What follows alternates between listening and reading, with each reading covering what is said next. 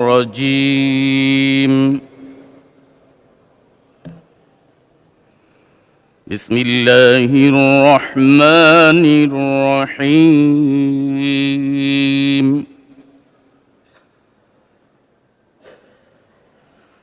كل نفس ذائقة الموت وإنما توفون أجوركم يوم القيامة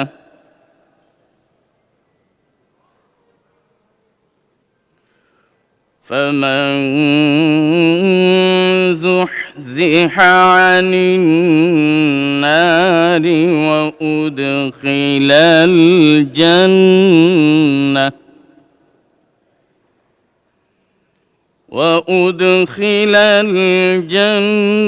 الجنة فقد فاز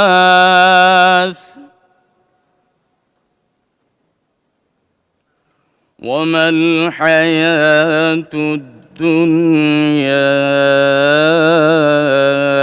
إلا متاع الغرور وما الحياة الدنيا إلا متاع الغرور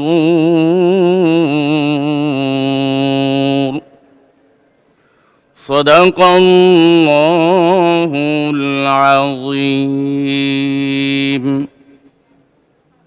পবিত্র কুরআনুল কারীমের সূরা আলে ইমরানের 185 নং আয়াতে কারীমার তেলাওয়াত করা হলো, যার বাংলা অর্থ এইরূপ: প্রত্যেক প্রাণী মরণের স্বাদ ভোগ করবে, অতঃপর তোমাদের কর্মকাণ্ডের পাওনা কিয়ামতের দিন পুরোপুরি আদায় করে দেওয়া হবে।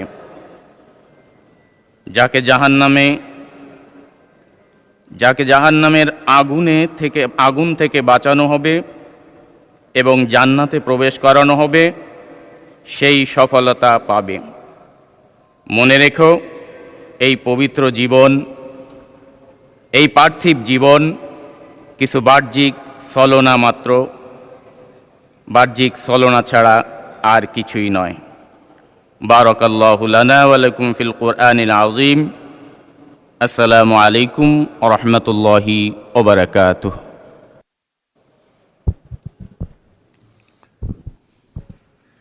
বিসমিল্লাহির রহমানির রহিম।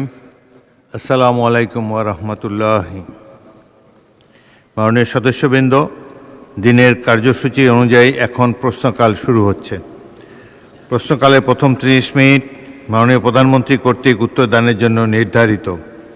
তারকা চিহ্নিত প্রশ্ন 11, মাননীয় সংসদ সদস্য হুম্মাম কাদের চৌধুরী, চট্টগ্রাম 7। আপনি প্রশ্নটি উত্থাপন করুন। মাননীয় স্পিকার, আসসালামু আলাইকুম। আপনাকে ধন্যবাদ। মাননীয় প্রধানমন্ত্রীর কাছে আমার প্রশ্ন ছিল, দেশের সকল প্রাথমিক বিদ্যালয়ের শিক্ষকদের ইংরেজি বিষয়ের উপর প্রশিক্ষণের ব্যবস্থা গ্রহণ করা হবে কিনা, হলে কবে নাগাদ করা হবে? ধন্যবাদ। মাননীয় প্রধানমন্ত্রী। ধন্যবাদ মাননীয় স্পিকার, ধন্যবাদ মাননীয় সংসদ সদস্য। বর্তমান সরকারের ইশতেহারে দেশের সকল প্রাথমিক বিদ্যালয় শিক্ষকদের শিক্ষার মান এবং দক্ষতা বৃদ্ধির লক্ষ্যে বিশেষ প্রশিক্ষণ কর্মসূচির আওতায় আনার ওপর গুরুত্ব প্রদান করা হয়েছে।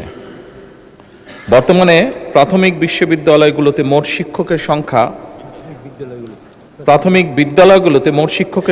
3,76,489 জন। এর মধ্যে চতুর্থ প্রাথমিক শিক্ষা উন্নয়ন কর্মসূচির আওতায় ইতিমধ্যেই 1,30,000 শিক্ষককে ইংরেজি বিষয় প্রশিক্ষণ প্রদান করা হয়েছে। মাননীয় সংসদ সদস্য, আপনি জেনে আনন্দিত হবেন যে আগামী 1 জুলাই 2026 হতে 5 বছর মেয়াদী পঞ্চম প্রাথমিক শিক্ষা উন্নয়ন কর্মসূচি সরকার শুরু করতে যাচ্ছে। এবং এই কর্মসূচির মাধ্যমে অবশিষ্ট যে শিক্ষকবৃন্দ আছেন তাদেরকেও ইংরেজি বিষয়ে শিক্ষা প্রদানের পরিকল্পনা বর্তমান সরকারের রয়েছে। ধন্যবাদ মাননীয় স্পিকার। মাননীয় সংসদ সদস্য জনাব হুমাম কাদের চৌধুরী একটি সম্পূরক প্রশ্ন করতে পারেন। মাননীয় স্পিকার, আপনাকে ধন্যবাদ মাননীয় প্রধানমন্ত্রীকে আমার প্রশ্নের জবাব দেওয়ার জন্য।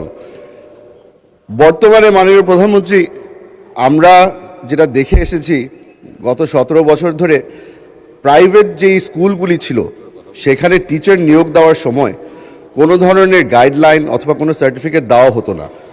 আপনাদের কি কোনো উদ্যোগ হবে যে নতুন টিচার নিয়োগ দেওয়ার সময় প্রাইভেট স্কুলের জন্য তাদেরকে কোনো ধরনের সার্টিফিকেশন অথবা কোনো নতুন গাইডলাইন দেওয়ার? ধন্যবাদ।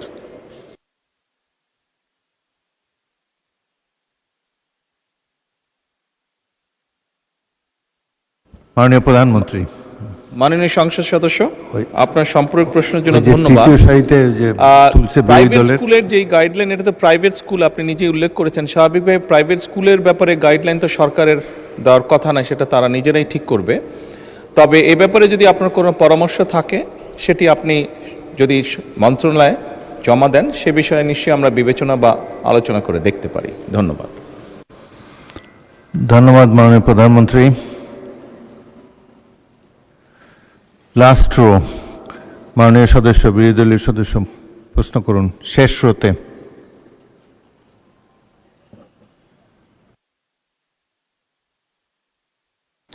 মাননীয় স্পিকার, আপনাকে ধন্যবাদ। আমি মাননীয় প্রধানমন্ত্রীর কাছে জানতে চাচ্ছি, ইতিমধ্যেই তিনি ঘোষণা দিয়েছেন প্রত্যেকটা উপজেলায় একটি মহিলা কলেজ সরকারিকরণ করা হবে।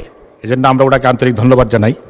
আমি জানতে চাই প্রতিটি উপজেলায় একটি করে গার্লস স্কুল সরকারিকরণ করা হবে কিনা এবং একটি করে আলিয়া মাদ্রাসা প্রতিটা উপজেলায় সরকারিকরণ করার পরিকল্পনা সরকারের আছে কিনা। ধন্যবাদ আপনাকে। মাননীয় প্রধানমন্ত্রী, এটা সম্পূরক প্রশ্ন হলো না, প্রশ্ন ছিল প্রাথমিক শিক্ষার বিষয়, উনি কলেজ সম্বন্ধে। তবুও আপনি ইচ্ছা করলে জবাব দিতে পারেন। মাননীয় সংসদ সদস্য, আপনার প্রশ্নের জন্য ধন্যবাদ। আপনি যেটি বলেছেন যে এরকম ঘোষণা দিয়েছি উপজেলা পর্যায়ে, যেটি আমার ঠিক মনে পড়ছে না এরকম কোনো ঘোষণা আমরা দিয়েছি কি না। তবে এ ব্যাপারে যদি আপনি নোটিশ দেন, আমরা বিবেচনা করে দেখতে পারি বিষয়টি। ধন্যবাদ।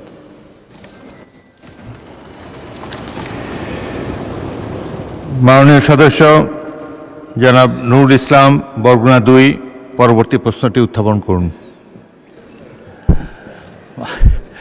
এটা একটু পার্সিয়ালিটি হয়েছে মাননীয় স্পিকার, আপনাকে অনেক ধন্যবাদ। এবং আজকের এই বিষয়টি অত্যন্ত গুরুত্বপূর্ণ এবং পার্টিনেন্ট আমার এলাকার প্রশ্নে, সেই জন্য প্রশ্নটি আমি উত্থাপন করেছি।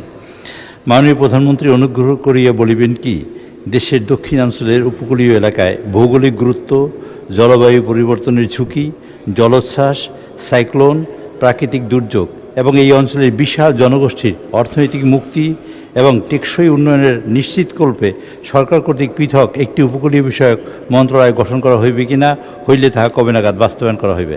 ধন্যবাদ মাননীয় স্পিকার। মাননীয় প্রধানমন্ত্রী। ধন্যবাদ মাননীয় স্পিকার, ধন্যবাদ মাননীয় সংসদ সদস্য আপনার প্রশ্নের জন্য। দেশের অপার সম্ভাবনায় সমুদ্র সম্পদের বিজ্ঞান ভিত্তিক টেকসই ব্যবহার নিশ্চিতকরণের মাধ্যমে সুনীল অর্থনীতির বিকাশ এবং জাতীয় সুনীল অর্থনীতি কর্তৃপক্ষ প্রতিষ্ঠার বিষয়টি বাংলাদেশ জাতীয়তাবাদী দল তথা বিএনপির নির্বাচনী ইশতেহারে রয়েছে। এছাড়া 2005 সালে তৎকালীন বিএনপি সরকার উপকূলীয় অঞ্চল নীতি 2005 প্রণয়ন করে, যা উপকূলীয় অঞ্চলের উন্নয়ন এবং সুরক্ষা একটি গুরুত্বপূর্ণ মাইল ফলক। বর্তমান সরকার এমএসপি বা সমুদ্র অঞ্চল পরিকল্পনা কার্যক্রম এবং এ থেকে দেশের সম্ভাব্য অর্জিতব্য বিষয়াদি বিবেচনার জন্য ইতিমধ্যেই পদক্ষেপ গ্রহণ করেছে। সামুদ্রিক সম্পদ, মৎস্য, পর্যটন এবং পরিবেশ সংরক্ষণের মধ্যে সমন্বিত ভারসাম্য প্রতিষ্ঠা এবং সুনীল অর্থনীতি টেকসই ও দীর্ঘমেয়াদী উন্নয়ন নিশ্চিত করার লক্ষ্যে প্রয়োজন হলে 2026-27 অর্থ বছরে প্রাতিষ্ঠানিক কাঠামো গড়ে তোলার বিষয়টি সক্রিয় বিবেচনাধীন রয়েছে। মাননীয় স্পিকার, ধন্যবাদ। ধন্যবাদ মাননীয় প্রধানমন্ত্রী। পরবর্তী প্রশ্ন জনাব শফিকুল ইসলাম, পটুয়াখালী।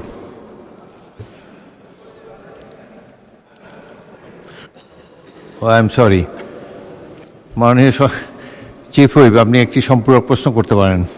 মাননীয় স্পিকার, আপনি তো জানেন ভোলা আপনার নির্বাচনী এলাকা এবং ভোলা একটা উপকূলীয় দ্বীপ অঞ্চল। সেখানে ব্রিজের জন্য আপনারা চেষ্টা করছেন। পটুয়াখালী, ফেনী, বরগুনা এবং এই পিরোজপুর, এই দক্ষিণাঞ্চল, সাতক্ষীরা, খুলনা, বিশাল একটা দক্ষিণাঞ্চল। এখানে অর্থনীতি একটা বিশাল যোগান দিতে পারে। আমাদের মাননীয় প্রধানমন্ত্রী বলেছেন ব্লু ইকোনমির কথা। ব্লু ইকোনমিতে 8টি বিষয় আছে, যেমন আমরা সাগরে মাছ ধরতে পারি, এক্সপ্লোরেশন করতে পারি, গ্যাস তেল, আমরা করতে পারি ship building, ship repairing, ship breaking ইত্যাদি এই জাতীয় কাজ। এবং সব মিলিয়ে যে বিষয়টা হলো, মাননীয় স্পিকার আপনার মাধ্যমে জানাতে চাই, নেপাল একটি অঞ্চল, দেশ যেখানে সাগর নেই এবং তার একটা ল্যান্ডলকড এরিয়া, আর আমাদের অপার সাগর আছে, আমরা কাজে লাগাতে পারি না। তার মধ্যেও এই উপকূলীয় অঞ্চলের মানুষ অত্যন্ত দুর্ভোগের শিকার হয়। সাইক্লোন, ঝড়ঝা, ভূমিকম্প যখন তৈরি হয়, এবং উপকূলীয় অঞ্চলের মানুষ প্রকারান্তরে সারা বাংলাদেশের মানুষের মধ্যে অত্যন্ত গরিব। কাজে এই এলাকায় সার্বিক বিবেচনা করে মাননীয় প্রধানমন্ত্রী যদি এরকম একটি পার্বত্য চট্টগ্রাম যেরকম মন্ত্রণালয় করেছেন, এরকম একটা মন্ত্রণালয় অথবা যে বিভাগের কথা বলেছেন, আমি তাকে ধন্যবাদ জানাই যে বিশেষ বরাদ্দ এই এলাকার মানুষগুলোর জন্য। এবং উপকূলীয় অঞ্চল ইতিমধ্যেই কিন্তু উপকূলীয় অঞ্চলে একটা ঘোষণা করা হয়েছে এবং সেখানে মানে আলাদা বরাদ্দ দেওয়া হয়। তাই আমি মনে করতে চাই, মানে আমি বলতে চাই মাননীয় প্রধানমন্ত্রীর কাছে, উপকূলীয় অঞ্চলে যারা আছেন সকল মাননীয় সংসদ সদস্যদের সমন্বয়ে অথবা সরকার যদি বিবেচনা করেন যে তাদের বরাদ্দ বেশি এবং উপকূলীয় অঞ্চলে তাদের যোগাযোগ ব্যবস্থা নিশ্চিত এবং তাদের সার্বিক উন্নয়নের লক্ষ্যে আর বর্ধিত কোনো কার্যক্রম তিনি গ্রহণ করবেন কিনা মাননীয় স্পিকার, এটা আমি জানতে চাই মাননীয় প্রধানমন্ত্রীর কাছে। মাননীয় প্রধানমন্ত্রী। ধন্যবাদ মাননীয় স্পিকার, ধন্যবাদ মাননীয় সংসদ সদস্য আপনার সম্পূরক প্রশ্নের জন্য। আপনি নিশ্চয়ই খেয়াল করেছেন আপনার যে মূল প্রশ্নটি ছিল সেখানে আমি উল্লেখ করেছি যে আমাদের নির্বাচনী ইশতেহারে ব্লু ইকোনমির বিষয়ে একটি কম বেশি ডিটেল পরিকল্পনা আছে। বাংলাদেশের বৃহৎ একটি জনগোষ্ঠী সমুদ্র অঞ্চলগুলোতে বাস করছে। ভোলা সহ, বরগুনা সহ, পটুয়াখালী সহ, কক্সবাজার সহ, চট্টগ্রাম সহ বিশাল একটি অঞ্চল বাস করছে। এবং খুব স্বাভাবিকভাবেই আমরা যদি এই ব্লু ইকোনমির বলতে যে সকল অর্থনীতি, যে সকল বিষয়গুলো এখানে আছে, সেগুলোকে যদি আস্তে আস্তে অর্থনৈতিক সম্ভাব্যতা বিবেচনা করে আমরা গড়ে তুলতে পারি, তাহলে অবশ্যই বহু মানুষের জীবনযাত্রার মান আমরা পাল্টাতে সক্ষম হব। এবং সেখানে এই অঞ্চল এবং এই বিশাল অঞ্চলকে ঘিরে বিশাল একটি অর্থনৈতিক অঞ্চল গড়ে উঠবে, যা সামগ্রিকভাবে দেশের অর্থনৈতিক একটি শক্তিশালী অবস্থানে নিয়ে যাবে অবশ্যই ইনশাআল্লাহ। এবং সেজন্যই এবং এই সকল বিষয় বিবেচনা করেই আমরা আমাদের নির্বাচনী ইশতেহারে এই বিষয়টিকে অত্যন্ত গুরুত্বের সাথে তুলে ধরেছি এবং সরকারের বিভিন্ন মন্ত্রণালয় এরই ভিতরে ধীরে ধীরে পরিকল্পনাগুলো গ্রহণ করা শুরু করেছে। এটি যেহেতু একটি বিশাল বিষয়, সেই জন্য এটার ফল পেতে কিছু সময় লাগবে। তবে আমরা দৃঢ়ভাবে বিশ্বাস করি ইনশাআল্লাহ আমরা সঠিক পরিকল্পনা নিয়ে এগোতে সক্ষম হলে আমরা দেশের বিশাল একটি অংশ এবং সেই অংশে বসবাসরত মানুষদের জীবনযাত্রা সুন্দরভাবে পরিবর্তন করতে সক্ষম হব। ধন্যবাদ। জনাব শফিকুল ইসলাম মাসুদ, পটুয়াখালী। মাননীয় স্পিকার, আপনাকে ধন্যবাদ এবং বিশেষ করে আমার দক্ষিণ অঞ্চলের মাননীয় সংসদ সদস্য জনাব নুরুল ইসলাম আমাদের এলাকাকে অ্যাড্রেস করেছেন, সেই জায়গা থেকে তাকেও ধন্যবাদ জানাচ্ছি এবং মাননীয় প্রধানমন্ত্রী আমাদের এই প্রশ্ন তিনি তার বিবেচনা নিয়েছেন, সেজন্য তাকে ধন্যবাদ জানিয়ে আমার নির্বাচনী এলাকায় 112 পটুয়াখালী, বাউফল, আমরা আমাদের এলাকা সম্পর্কে বলে থাকি ধান নদী খাল, এই তিন নিয়ে আমাদের বরিশাল। নদীবেষ্টিত এই জায়গা সম্পর্কে যে এখানে উপকূলীয় বিষয়ক মন্ত্রণালয়ের যে বিশেষ বিবেচনা নেওয়া হয়েছে, এই দক্ষিণ অঞ্চলের উপকূলীয় জেলা পটুয়াখালী বাউফল আমাদের একটি অত্যন্ত নদীবেষ্টিত জায়গা, যেখানে তেঁতুলিয়া এবং লোহালিয়া নদীর তীরবর্তী প্রায় 60টা ইউনিয়ন, তার মধ্যে 4টা ইউনিয়ন অত্যন্ত ভয়াবহ নদী ভাঙনে বিপর্যস্ত। উপজেলা নাজিরপুর, কালাইয়া, চন্দ্রদ্বীপ, কেশবপুর, ধুলিয়া এদিকে কাছিপাড়া সহ নদীগর্ভে প্রায় এগুলো বিলীন হওয়ার পথে, প্রতিনিয়ত মানবিক, সামাজিক এবং অর্থনৈতিকভাবে বিপর্যস্ত হয়ে যাচ্ছে। নদী ভাঙনের ফলে আমাদের কবরস্থান সহ মসজিদ, মাদ্রাসা, স্কুল, মন্দির এগুলো আমাদের ভাঙনে বড় বড় অঞ্চলগুলো ইতিমধ্যে চলে গেছে। মানবতার জীবনযাপন করছে তারা, হাজার হাজার হেক্টর ফসলি জমি যা ইতিমধ্যে নদীর গর্ভে চলে গেছে। স্থানীয় কৃষক এবং দিনমজুর যারা জীবন জীবিকায় ভয়াবহ প্রভাব ফেলছে মাননীয় স্পিকার, সে জায়গায় আমরা বিশেষভাবে লক্ষ্য করছি যে আমাদের কয়েকটি প্রতিষ্ঠান সহ শিক্ষার্থীদের স্কুলে ছুটে যাওয়ার হার এখন কমে যাচ্ছে। কমিউনিটি হাসপাতাল, স্থানীয় বাজার, এমনকি মানুষের শেষ চিহ্ন কবরও নদীতে বিলীন হয়ে গেছে। গ্রামীণ কাঁচা রাস্তা, কাঁচা পাকা রাস্তা, ভেরিবাঁধ, ওয়াবদা সহ যোগাযোগের অসংখ্য নদী সড়কগুলো নদী ভাঙনের ফলে বিচ্ছিন্ন হয়ে আছে। বিশেষ করে নাজিরপুর, কচুয়া, ডালিমা, নিমদি, তাঁতেরকাঠি এলাকার 7 কিলোমিটার এলাকা একেবারেই ঝুঁকিপূর্ণ অবস্থায় রয়েছে। মাননীয় সদস্য, আমি শেষ যে প্রশ্নটি লাইনটা অনেক বলছি, ব্যাপক, একটা স্ট্রেট সংক্ষিপ্ত প্রশ্ন করুন। যে সিসি ব্লক এবং র্যাপের মাধ্যমে এই জায়গাটাকে আমাদের যে প্রকল্প এখানে নেওয়া হয়েছে উপকূল বিষয়ক মন্ত্রণালয়ের আওতায় নিয়ে এসে এই সমস্যাগুলোর সমাধানে মাননীয় প্রধানমন্ত্রী তার জায়গা থেকে উদ্যোগ গ্রহণ করবেন কিনা এ বিষয়ে আপনাদের কাছে মাননীয় স্পিকার আপনার মাধ্যমে বিনয়ের সাথে জানতে চাচ্ছি। মাননীয় প্রধানমন্ত্রী। ধন্যবাদ মাননীয় স্পিকার, ধন্যবাদ মাননীয় সংসদ সদস্য আপনার একটি গুরুত্বপূর্ণ প্রশ্নের জন্য। আপনি আপনার এলাকার যেই সমস্যার কথা বলেছেন সেটি শুধু আপনার এলাকার সমস্যা নয়, বাংলাদেশের বহু মানুষ আছে। এমনকি আমার যেটা ডিস্ট্রিক্ট, সেই বগুড়াতেও সারিয়াকান্দি অঞ্চলে এইরকম নদী ভাঙনের সমস্যা রয়ে গিয়েছে মাননীয় স্পিকার। একই সাথে আরও অনেকগুলো অঞ্চল আছে, দক্ষিণ অঞ্চল বলেন, উত্তর অঞ্চল বলেন, বাংলাদেশের বিভিন্ন জায়গায় এই সমস্যা রয়ে গিয়েছে। এই সমস্যাটা একদিনের নয় মাননীয় সংসদ সদস্য, আপনি যেহেতু ওই অঞ্চলের মানুষ, ওই অঞ্চলে বেড়ে উঠেছেন, আপনার নিশ্চয়ই ধারণা আছে কিভাবে এই সমস্যাটি তৈরি হয়েছে। এখানে সবচেয়ে গুরুত্বপূর্ণ দুটো বিষয় আছে। একটি হচ্ছে যে নদী শাসনের কথা আপনি বলেছেন, সেটি একটি উপায় আছে, এবং একই সাথে আপনি খুব ভালো করে জানেন নদী শাসনের বিষয়টি অত্যন্ত ব্যয়বহুল একটি বিষয়, বাট তারপরেও প্রয়োজন অনুযায়ী আমাদেরকে করতে হবে। এবং সাথে আরেকটি গুরুত্বপূর্ণ বিষয় আছে, এই ভাঙনগুলো কখন হয়? ভাঙনগুলো আমরা দেখেছি অধিকাংশ সময় বর্ষার সময় হয়ে থাকে, যখন নদীতে স্রোত থাকে এবং হঠাৎ করে পানির প্রবাহ যখন বেড়ে যায়। এবং সেই জন্যই মাননীয় সংসদ সদস্য, আপনি নিশ্চয়ই অবগত আছেন, আপনার ধারণা আছে, না দেখে থাকলেও ধারণা আছে, শহীদ রাষ্ট্রপতি জিয়াউর রহমান এই সমস্যাটিকে সমাধানের জন্য খাল খনন কর্মসূচি শুরু করেছিলেন ওনার শাসনের সময়। এবং বর্তমান সরকার খাল খননের মাধ্যমে একদিকে যেমন নদী ভাঙনকে ট্যাকল করতে চাইছে, একদিকে যেমন আমাদের শুষ্ক মৌসুমে পানির যে সমস্যা হয়ে থাকে সেই সমস্যাটার সমাধান আমরা করতে চাইছি খাল খননের মাধ্যমে। ঠিক একইভাবে আপনার নিশ্চয়ই ধারণা আছে, যেহেতু গ্রাম অঞ্চলে আপনি বেড়ে উঠেছেন, অনেক সময় এমন অনেক জায়গা আছে যেখানে বর্ষাকালেও কৃষক পানি পায় না, বর্ষার সময়ও তাকে পানির জন্য কষ্ট করতে হয়। সেই জন্য আমাদের সেচ সুবিধা দেওয়ার জন্য খাল খনন একটি অত্যন্ত জরুরি প্রকল্প। আপনার নিশ্চয়ই আরেকটি ধারণা আছে, বিশেষ করে ঢাকা শহরে এই সমস্যাটি আছে, এবং গ্রাম অঞ্চলেও যেখানে চাষবাস খুব বেশি হয়ে থাকে সেখানেও এই সমস্যাটি ধীরে ধীরে দেখা যাচ্ছে। সেটি হচ্ছে যে আমাদের ভূগর্ভস্থ যে পানি আছে সেটি স্তর ধীরে ধীরে নিচে নেমে যাচ্ছে। এই সবগুলো বিষয়কে যদি আমরা অ্যাড্রেস করতে চাই তাহলে অবশ্যই নদী শাসন যেমন একটি প্রয়োজন নদী ভাঙনকে রোধ করার জন্য, ঠিক নদীতে যখন পানির প্রবাহ বেড়ে যায়, স্রোত বেড়ে যায়, যার কারণে নদী ভাঙন হয়ে থাকে, সেই স্রোতটিকে যাতে আমরা মোটামুটি কন্ট্রোলে আনতে পারি, সেই পানিটিকে যাতে আমরা পানিতে যেটা হঠাৎ করে পানি বেড়ে যায় বর্ষার সময়, সেটিকে যাতে আমরা ঠিকভাবে সারা দেশে ছড়িয়ে দিতে পারি, সেই জন্য খাল খনন কর্মসূচিটা অত্যন্ত গুরুত্বপূর্ণ।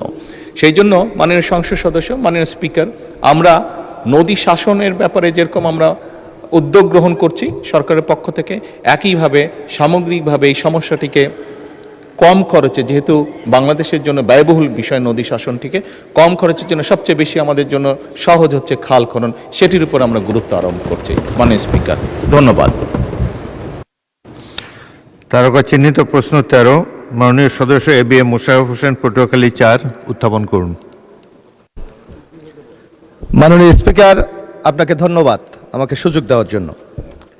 মাননীয় স্পিকার, আপনি জানেন যে আমরা দক্ষিণ অঞ্চলের লোক, ইতিমধ্যে আমাদের মাননীয় চিফ হুইপ বলেছে, দক্ষিণ অঞ্চলে মানুষের সাধারণত কর্মসংস্থানের জন্য তেমন ব্যবস্থা নেই, আমরা শুধু ধান চাষ এবং মাছ চাষের উপর নির্ভরশীল। কিন্তু আমাদের ওখানে মাননীয় সদস্য প্রশ্নটা কোন যেভাবে ছাপা আছে ওটা পড়েন। আমি মাননীয় প্রধানমন্ত্রীর অনুগ্রহ করিয়া বলিবেন কি সাগরকন্যা কুয়াকাটাকে একটি আন্তর্জাতিক মানের পর্যটন কেন্দ্র হিসাবে গড়িয়া তুলিবার জন্য সরকারের কোনো মহাপরিকল্পনা আছে কিনা, যদি থাকে তবে উক্ত পরিকল্পনার আওতায় আধুনিক সুযোগ সুবিধা সম্মিলিত অবকাঠামো নির্মাণের বর্তমান অবস্থা ও বাস্তবায়নের রূপরেখা কি? ধন্যবাদ মাননীয় স্পিকার। মাননীয় প্রধানমন্ত্রী। ধন্যবাদ মাননীয় স্পিকার, ধন্যবাদ মাননীয় সংসদ সদস্য আপনার প্রশ্নের জন্য। বাংলাদেশের পর্যটন খাতকে দীর্ঘমেয়াদী, টেকসই এবং পরিকল্পিতভাবে এগিয়ে নেবার লক্ষ্যে বর্তমান সরকারের সুনির্দিষ্ট কিছু প্রতিশ্রুতি রয়েছে। বেসামরিক বিমান পরিবহন এবং পর্যটন মন্ত্রণালয় জাতীয় পর্যটন মহাপরিকল্পনা প্রণয়নের লক্ষ্যে এরই ভিতরে কাজ শুরু করেছে। এই মহাপরিকল্পনা প্রণয়নে কুয়াকাটার প্রাকৃতিক সৌন্দর্য রক্ষা এবং পর্যটন খাতের উন্নয়নকে বিশেষভাবে আমরা গুরুত্ব দিতে চাইছি। একই সাথে পটুয়াখালী জেলার কুয়াকাটা, মাননীয় সংসদ সদস্য, এখানে আমি একটি বিষয় উল্লেখ করতে চাইছি যে এই কুয়াকাটায় আমি গিয়েছিলাম একবার এবং সেই স্মৃতিটি আমার রয়েছে শহীদ রাষ্ট্রপতি জিয়াউর রহমান আমার পিতার সাথে। সেজন্যই স্বাভাবিকভাবে এই অঞ্চলটির প্রতি কিছুটা হলে আমার একটি দুর্বলতা রয়ে গিয়েছে। এছাড়াও চট্টগ্রাম জেলার পতেঙ্গা আনোয়ারা সি বিচের মৌলিক সুবিধাদি উন্নয়ন শীর্ষক একটি প্রকল্প গ্রহণের নিমিত্তে এর ভিতরেই সম্ভাব্যতা যেটি আছে সেটি যাচাই করা হচ্ছে। মাননীয় সংসদ সদস্য, মাননীয় স্পিকার, আপনাদের অবগতির জন্য জানাচ্ছি গৃহায়ন ও গণপূর্ত মন্ত্রণালয় কর্তৃক কুয়াকাটা সংলগ্ন 7টি উপজেলা গলাচিপা, কলাপাড়া, রাঙামালী, বরগুনা সদর, পাথরঘাটা, আমতলী এবং তালতলী নিয়ে Payra Kuakata comprehensive plan focusing on eco tourism শীর্ষক গৃহীত পরিকল্পনা বাস্তবায়নের জন্য বর্তমান অ্যাকশন এরিয়া প্ল্যান তৈরি করা হচ্ছে। অ্যাকশন এরিয়া প্ল্যানের পর্যটনের অংশটুকু বেসামরিক বিমান পরিবহন ও পর্যটন মন্ত্রণালয় কর্তৃক বাস্তবায়ন করা হবে ইনশাআল্লাহ। এটি চূড়ান্ত হলে কলাপাড়া উপজেলাস্থ কুয়াকাটার পর্যটন খাতের সামগ্রিক উন্নয়ন ত্বরান্বিত হবে বলে আমরা আশা করি। মাননীয় স্পিকার, ধন্যবাদ।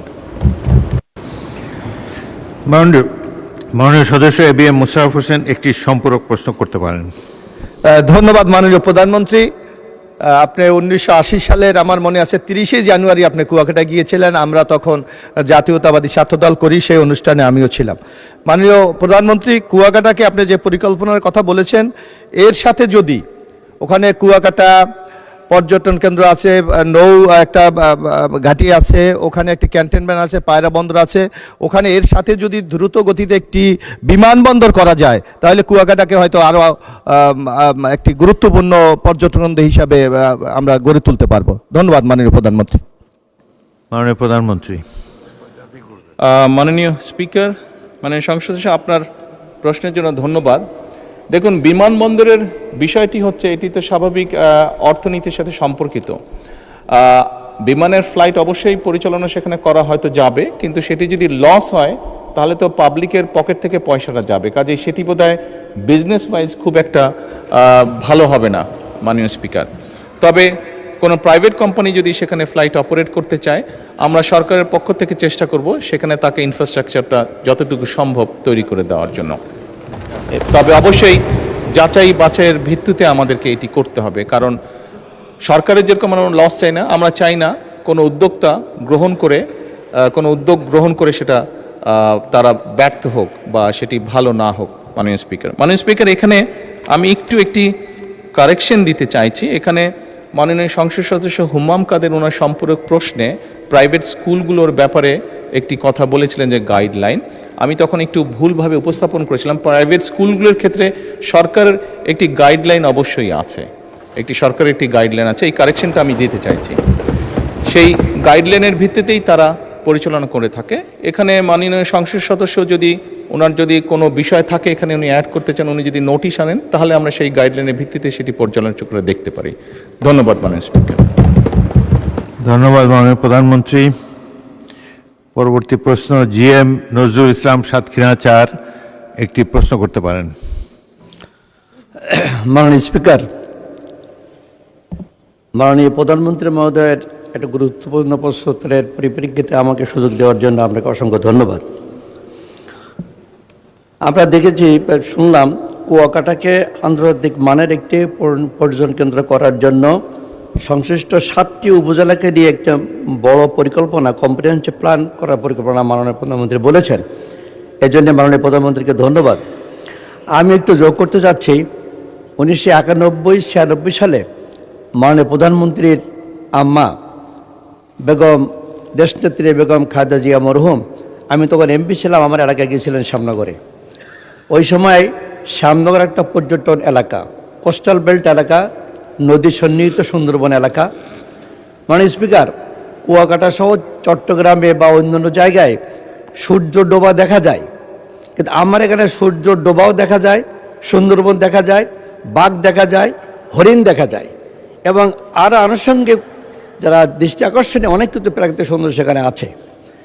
আমি মরহুম ম্যাডাম প্রধানমন্ত্রী মহোদয়ের কাছে, বেগম খালেদা জিয়ার কাছে আমি গিয়েছিলাম 2 বার। আমি ওনাকে বলেছি ব্যক্তিগতভাবে, উনি আমাকে 2টা প্রকল্প দিয়েছেন, কার্যকরী হয়েছে, 2টা ব্রিজ এবং একটা রোড সাইনেজের রাস্তা। আমি একটা পর্যটন কেন্দ্র করার জন্যে রোপওয়ে, যেটা বিদেশে আছে সুন্দর বিষয়, উনি এগ্রি করেছিলেন, অনুমোদন দিয়েছিলেন, অ্যাসেসমেন্ট শুরু হয়েছিল, কিন্তু পরবর্তী কার্যকরী হয়নি। আমি মাননীয় প্রধানমন্ত্রী মহোদয়ের কাছে আমি জানতে চাচ্ছি, আমার শ্যামনগরে বানভাসীর ভিতর দিয়েও পর্যটনকে শক্তিশালী করার জন্যে, দেশের আয়ের জন্যে, জনগণের দৃষ্টি আকর্ষণের জন্যে একটা পর্যটন কেন্দ্র এবং রোপওয়ে তিনি আমরা ওখানে করবেন কিনা, আমি বিনয়ের সঙ্গে জানতে চাচ্ছি। মাননীয় প্রধানমন্ত্রী। মাননীয় স্পিকার, মাননীয় সংসদ সদস্য, আপনার প্রশ্নের জন্য ধন্যবাদ। মাননীয় স্পিকার, আপনাকে ধন্যবাদ আমাকে এই প্রশ্নের উত্তরটি দেওয়ার সুযোগ করে দেওয়ার জন্য। মাননীয় সংসদ সদস্য, আমি তো আমার প্রধান প্রশ্নের, মেইন প্রশ্নের মধ্যে একটি উত্তর আপনাদের সামনে উপস্থাপন করেছি যে আমাদের ওখানে কী পরিকল্পনা আছে। আপনি রোপওয়ের যেটা বিষয়টি বললেন, কেবল কারের যে বিষয়টি বললেন, এটি আমরা সম্ভবত বিবেচনা করতে পারি অবশ্যই। আপনি যদি আবারও এই বিষয়টি নোটিশটি পাঠান, সেক্ষেত্রে আমরা এটা সম্ভবত বিবেচনা করতে পারি। তবে এই মুহূর্তে অন্য পরিকল্পনা যেগুলো আছে সেগুলো তো পর্যায়ক্রমিকভাবে আমরা বাস্তবায়ন করব। তবে এখানে আরেকজন সংসদ সদস্য নদী ভাঙনের কথা বলেছেন, মনে হয় একই সমস্যা আপনার ওখানেও খুব সম্ভব আছে। তো আমরা আগে নদী ভাঙনের মানুষগুলোকে বাঁচানোর চেষ্টা করি, তারপরে আমরা ওই কেবল কারটা স্থাপন করি। ধন্যবাদ। তারকা চিহ্নিত প্রশ্ন 14, জনাব মোহাম্মদ শামসুর রহমান শিমুল বিশ্বাস, পাবনা 5, উত্থাপন করুন। বিসমিল্লাহির রহমানির রহিম। মাননীয় স্পিকার, মাননীয় প্রধানমন্ত্রীর কাছে তারকা চিহ্নিত প্রশ্ন 14। বিসমিল্লাহির রহমানির রহিম। মাননীয় স্পিকার, আপনাকে ধন্যবাদ।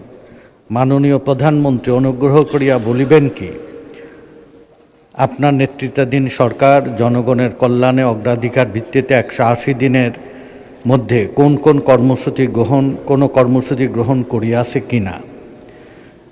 প্রশ্নের উত্তর হ্যাঁ হইলে উক্ত অগ্রাধিকার অনুসারে কর্মসূচি সমূহ কি কি এবং দৃশ্যমান অগ্রগতির চিত্র কি? দয়া করিয়া মাননীয় প্রধানমন্ত্রী বলিবেন কি? মাননীয় প্রধানমন্ত্রী। ধন্যবাদ মাননীয় স্পিকার, ধন্যবাদ মাননীয় সংসদ সদস্য আপনার প্রশ্নের জন্য। মাননীয় স্পিকার, সরকারের নির্বাচনী ইশতেহারে ঘোষিত কার্যক্রমসমূহ বাস্তবায়নে সকল মন্ত্রণালয় এবং বিভাগ আগামী 180 দিনের কর্মসূচির আলোকে কর্মপরিকল্পনা প্রণয়ন করেছে এবং সেগুলো বাস্তবায়নের উদ্যোগ এরই ভিতরে গ্রহণ করেছে। তারই একটি অংশ হিসাবে নিশ্চয়ই আপনি মাননীয় স্পিকার পত্রপত্রিকায় দেখেছেন, সংবাদে দেখেছেন যে গতকাল আমাদের যে কৃষক কার্ডের যে কমিটমেন্ট ছিল জনগণের মাঝে, সেটির কাজও আমরা, পাইলট প্রজেক্টের কাজ আমরা গতকাল শুরু করেছি। এর বাইরেও মাননীয় স্পিকার, সমগ্র বাংলাদেশের মানুষ দেখছে যে আমাদের কমিটমেন্ট যেগুলো ছিল নির্বাচনের সময় জনগণকে দেওয়া, সেই প্রতিশ্রুতির কাজগুলো আমরা পর্যায়ক্রমিকভাবে শুরু করেছি। আমি যদি সবগুলো এখানে উল্লেখ করতে চাই, অনেক সময়ের প্রয়োজন আছে মাননীয় স্পিকার। সংসদের সময় অত্যন্ত মূল্যবান, সেই জন্য আমি এই পরে যেগুলো আছে সেগুলোকে পঠিত বলিয়া গণ্য করার জন্য অনুরোধ জানাচ্ছি। ধন্যবাদ মাননীয় প্রধানমন্ত্রী। উত্তরের বাকি অংশ পঠিত বলে গণ্য হলো। মাননীয় সদস্য শামসুর রহমান শিমুল বিশ্বাস, আপনি একটি সম্পূরক প্রশ্ন করতে পারেন। বিসমিল্লাহির রহমানির রহিম। মাননীয় প্রধানমন্ত্রী, আপনার গৃহীত বেশ কিছু কর্মসূচি ইতিমধ্যে বাস্তবায়ন শুরু হয়েছে। বৃক্ষরোপণ, নদী, খাল, বিল, হাওর খনন, ফ্যামিলি কার্ড, কৃষি কার্ড, স্বাস্থ্য কার্ড, আলেম ওলামাদের ভাতা, সম্মানী ভাতা এবং কর্মসংস্থানের যে প্রকল্প গ্রহণ করা হয়েছে তার সবাই, পক্ষ বিপক্ষ সবাই এটা প্রশংসা করছে, মানুষ উপকৃত হচ্ছে। আমার একটা প্রশ্ন মাননীয় প্রধানমন্ত্রী, গত জুলাই বিপ্লবে আপনার প্রত্যক্ষ নির্দেশে আমরা বাংলাদেশের এই ভাগ্যহত শ্রমিক শ্রেণীকে এই লড়াইয়ে অংশগ্রহণ করার জন্য আমরা উদ্বুদ্ধ করেছিলাম।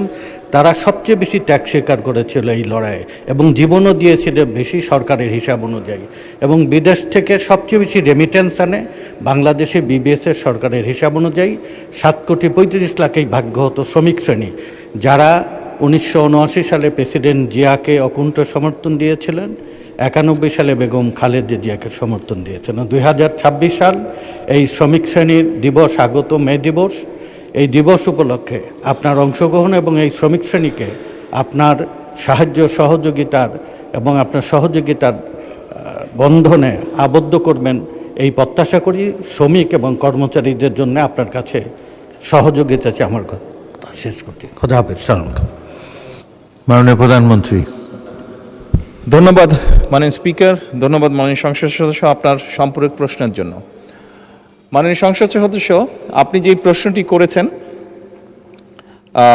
শ্রমিক শ্রেণীকে লক্ষ্য করে বা উদ্দেশ্য করে, আপনি যদি মাননীয় স্পিকার আপনি যদি খেয়াল করে থাকেন তাহলে দেখবেন যে বিগত নির্বাচনের সময় বাংলাদেশ জাতীয়তাবাদী দল যেই ম্যানিফেস্টো বা যেই প্রতিশ্রুতিগুলি বাংলাদেশের মানুষের সামনে উপস্থাপন করেছিল, সেই প্রতিশ্রুতিগুলোর মধ্যে প্রত্যেকটি শ্রেণীর জন্য আমরা কিছু না কিছু বিষয়বস্তু রেখেছি। এবং তারপরে আরও সংক্ষিপ্তভাবে যদি সমগ্র আমাদের ম্যানিফেস্টোটি আমরা ভালো করে লক্ষ্য করি তাহলে আমরা দেখব খেটে খাওয়া মানুষ বলতে যেই মানুষগুলোকে বোঝায়, সেটি শ্রমিক হোক, কৃষক হোক, দিনমজুর হোক, খেটে খাওয়া বিভিন্ন শ্রেণী পেশার মানুষ হোক, প্রত্যেকের জন্য আমরা কিছু না কিছু রেখেছি। আমরা কৃষকদের জন্য একটু আগেই আমি বলেছি, আমরা কৃষকদেরকে সহযোগিতা করার জন্য কৃষক কার্ড আমরা ইন্ট্রোডিউস করেছি। আমরা একইভাবে এই দেশের মহিলাদেরকে, এই দেশের নারী সমাজকে আমরা এম্পাওয়ার করার জন্য আমরা প্রান্তিক পর্যায়ের পরিবার যেগুলো আছে, সেই পরিবারগুলো যে নারী প্রধান আছে তাদেরকে ফ্যামিলি কার্ড দেওয়ার প্রক্রিয়া এরই ভিতরে আমরা শুরু করেছি, তাদেরকে স্বাবলম্বী করার জন্য অর্থনৈতিকভাবে। মাননীয় স্পিকার, একটু আগেই খাল খননের কথা শুরু হয়েছে। এই খাল খনন শুধু যে কৃষকদেরকে উপকৃত করবে তাই নয়, এই খাল খনন গ্রামে বাস করা মানুষ, গঞ্জে বাস করা মানুষ, শহরে বাস করা মানুষ, বিশেষ করে খেটে খাওয়া মানুষ, সাধারণ মানুষ বলতে আমরা যাদেরকে বুঝি, প্রত্যেক শ্রেণী পেশার মানুষ কোনো রকমভাবে উপকৃত হবে, নারী হোক পুরুষ হোক, এই খাল খননের মাধ্যমে। মাননীয় স্পিকার, এই সংসদে আমরা উপস্থাপন করেছি যে আমাদের বাংলাদেশ জাতীয়তাবাদী দলের ইলেকশনের আগে, নির্বাচনের আগে প্রতিশ্রুতি ছিল আমরা দেশে 5 বছরে ইনশাল্লাহ 25 কোটি বৃক্ষ রোপণ করব। এবং এই বৃক্ষরোপণেও বিভিন্নভাবে সমাজের খেটে খাওয়া বিভিন্ন মানুষ বিভিন্নভাবে উপকৃত হবে, সেটি শ্রমিক হোক, সেটি নারী হোক, সেটি আর যে কোনো ধরনের মানুষ হোক না কেন, খেটে খাওয়া মানুষ। একইভাবে মাননীয় স্পিকার, আমরা বলেছিলাম সমাজের এমন কিছু মানুষ আছে যারা ধর্মের সাথে, বিশেষ করে বিভিন্ন আমাদের জন্ম থেকে মৃত্যু পর্যন্ত যাদের কাছে আমরা বিভিন্ন রকমের পরামর্শ গ্রহণ করে থাকি, সেটি মুসলমান হিসাবে মসজিদ মাদ্রাসা যেগুলো আছে তার খতিব, ইমাম, মুয়াজ্জিম সাহেবরা, অন্য ধর্মীয় প্রতিষ্ঠান, অন্য ধর্মের যে ধর্মীয় প্রতিষ্ঠান সেখানে যারা ধর্মগুরু আছে, তারাও খেটে খাওয়া মানুষেরই অংশ। তাদেরকেও সহযোগিতা করার জন্য আমরা সরকার থেকে সম্মানীর ব্যবস্থা করব বলেছিলাম এবং সেটির কাজও আমরা শুরু করেছি মাননীয় স্পিকার। একই সাথে মাননীয় স্পিকার, আমরা বলেছিলাম যে আমরা দেশে পেশাদার খেলোয়াড় তৈরি করতে চাই। এই যে পেশাদার খেলোয়াড়, মাননীয় স্পিকার, এই পেশাদার খেলোয়াড় যারা হতে চাইছে, এই মানুষগুলো কিন্তু খেটে খাওয়া মানুষ যে পরিবারগুলো আছে তাদেরই পরিবারের কোনো সদস্য।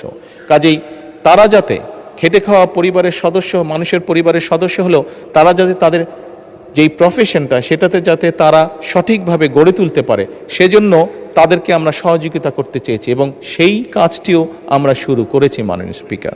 সেই জন্যই মাননীয় সংসদ সদস্যের প্রশ্নের উত্তর আমি বলবো, বাংলাদেশ জাতীয়তাবাদী দল যে দলটিকে বিগত নির্বাচনে এই দেশের মানুষ বিপুল ভোট দিয়ে জয়যুক্ত করেছে দেশকে পরিচালনা করার জন্য, এই দলের কমিটমেন্ট হচ্ছে এই দেশের মানুষের প্রতি মাননীয় স্পিকার। এই দলের কমিটমেন্ট হচ্ছে এই বাংলাদেশের প্রতি মাননীয় স্পিকার। এবং সেজন্যই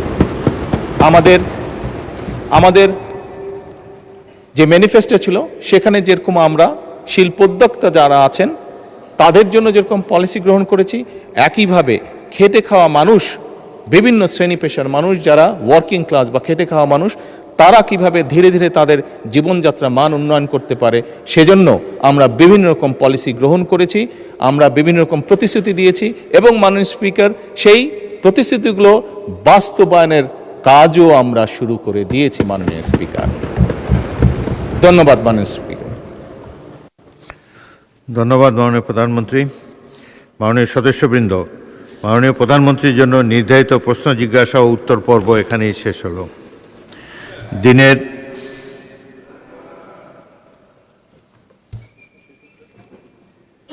বলুন মাননীয় মন্ত্রী। মাননীয় স্পিকার, আপনাকে ধন্যবাদ। আমি কার্যপ্রণালী বিধির 44, 45, 46 আপনার দৃষ্টি আকর্ষণ করছি যে প্রশ্ন পর্ব যেটা তারকা চিহ্নিত, সেখানে আমি একজন সরকারি সদস্য হিসাবে প্রশ্ন করার কোনো সুযোগ আছে কিনা, যেহেতু ইতিমধ্যে আমাদের মাননীয় চিফ হুইপ মহোদয় প্রশ্নটি করেছেন, আমার জানা নাই। আমার একটু জানার ইচ্ছে যে ভবিষ্যতে এই ধরনের কোনো সুযোগ আমাদের আছে কিনা। ধন্যবাদ মাননীয় স্পিকার। মাননীয় মন্ত্রী, প্রশ্ন করার সুযোগ সবার জন্য অবারিত, তবে চিফ হুইপ মন্ত্রীবর্গ যারা প্রধানমন্ত্রীর সাথে সরাসরি অনেক বিষয়ে আলাপ আলোচনা করতে পারেন, তারা এই সুযোগটি না নিয়ে সাধারণ সদস্যকে দিলে তারা অত্যন্ত উপকৃত হয়, তারা এলাকার জনগণের কাছেও তাদের কথা বলতে সুবিধা হয়, কিন্তু এমনি কোনো ফর্মাল কোনো বার নাই। মাননীয় সদস্যবৃন্দ, দিনের কার্যসূচি অনুযায়ী এখন মাননীয় মন্ত্রীগণের জন্য নির্ধারিত প্রশ্ন ও উত্তর, তারকা চিহ্নিত প্রশ্ন 439, মাননীয় সদস্য মোহাম্মদ নুরুল ইসলাম, চাঁপাইনবাবগঞ্জ 3, আপনি উত্থাপন করুন। মাননীয় স্পিকার, আপনাকে ধন্যবাদ।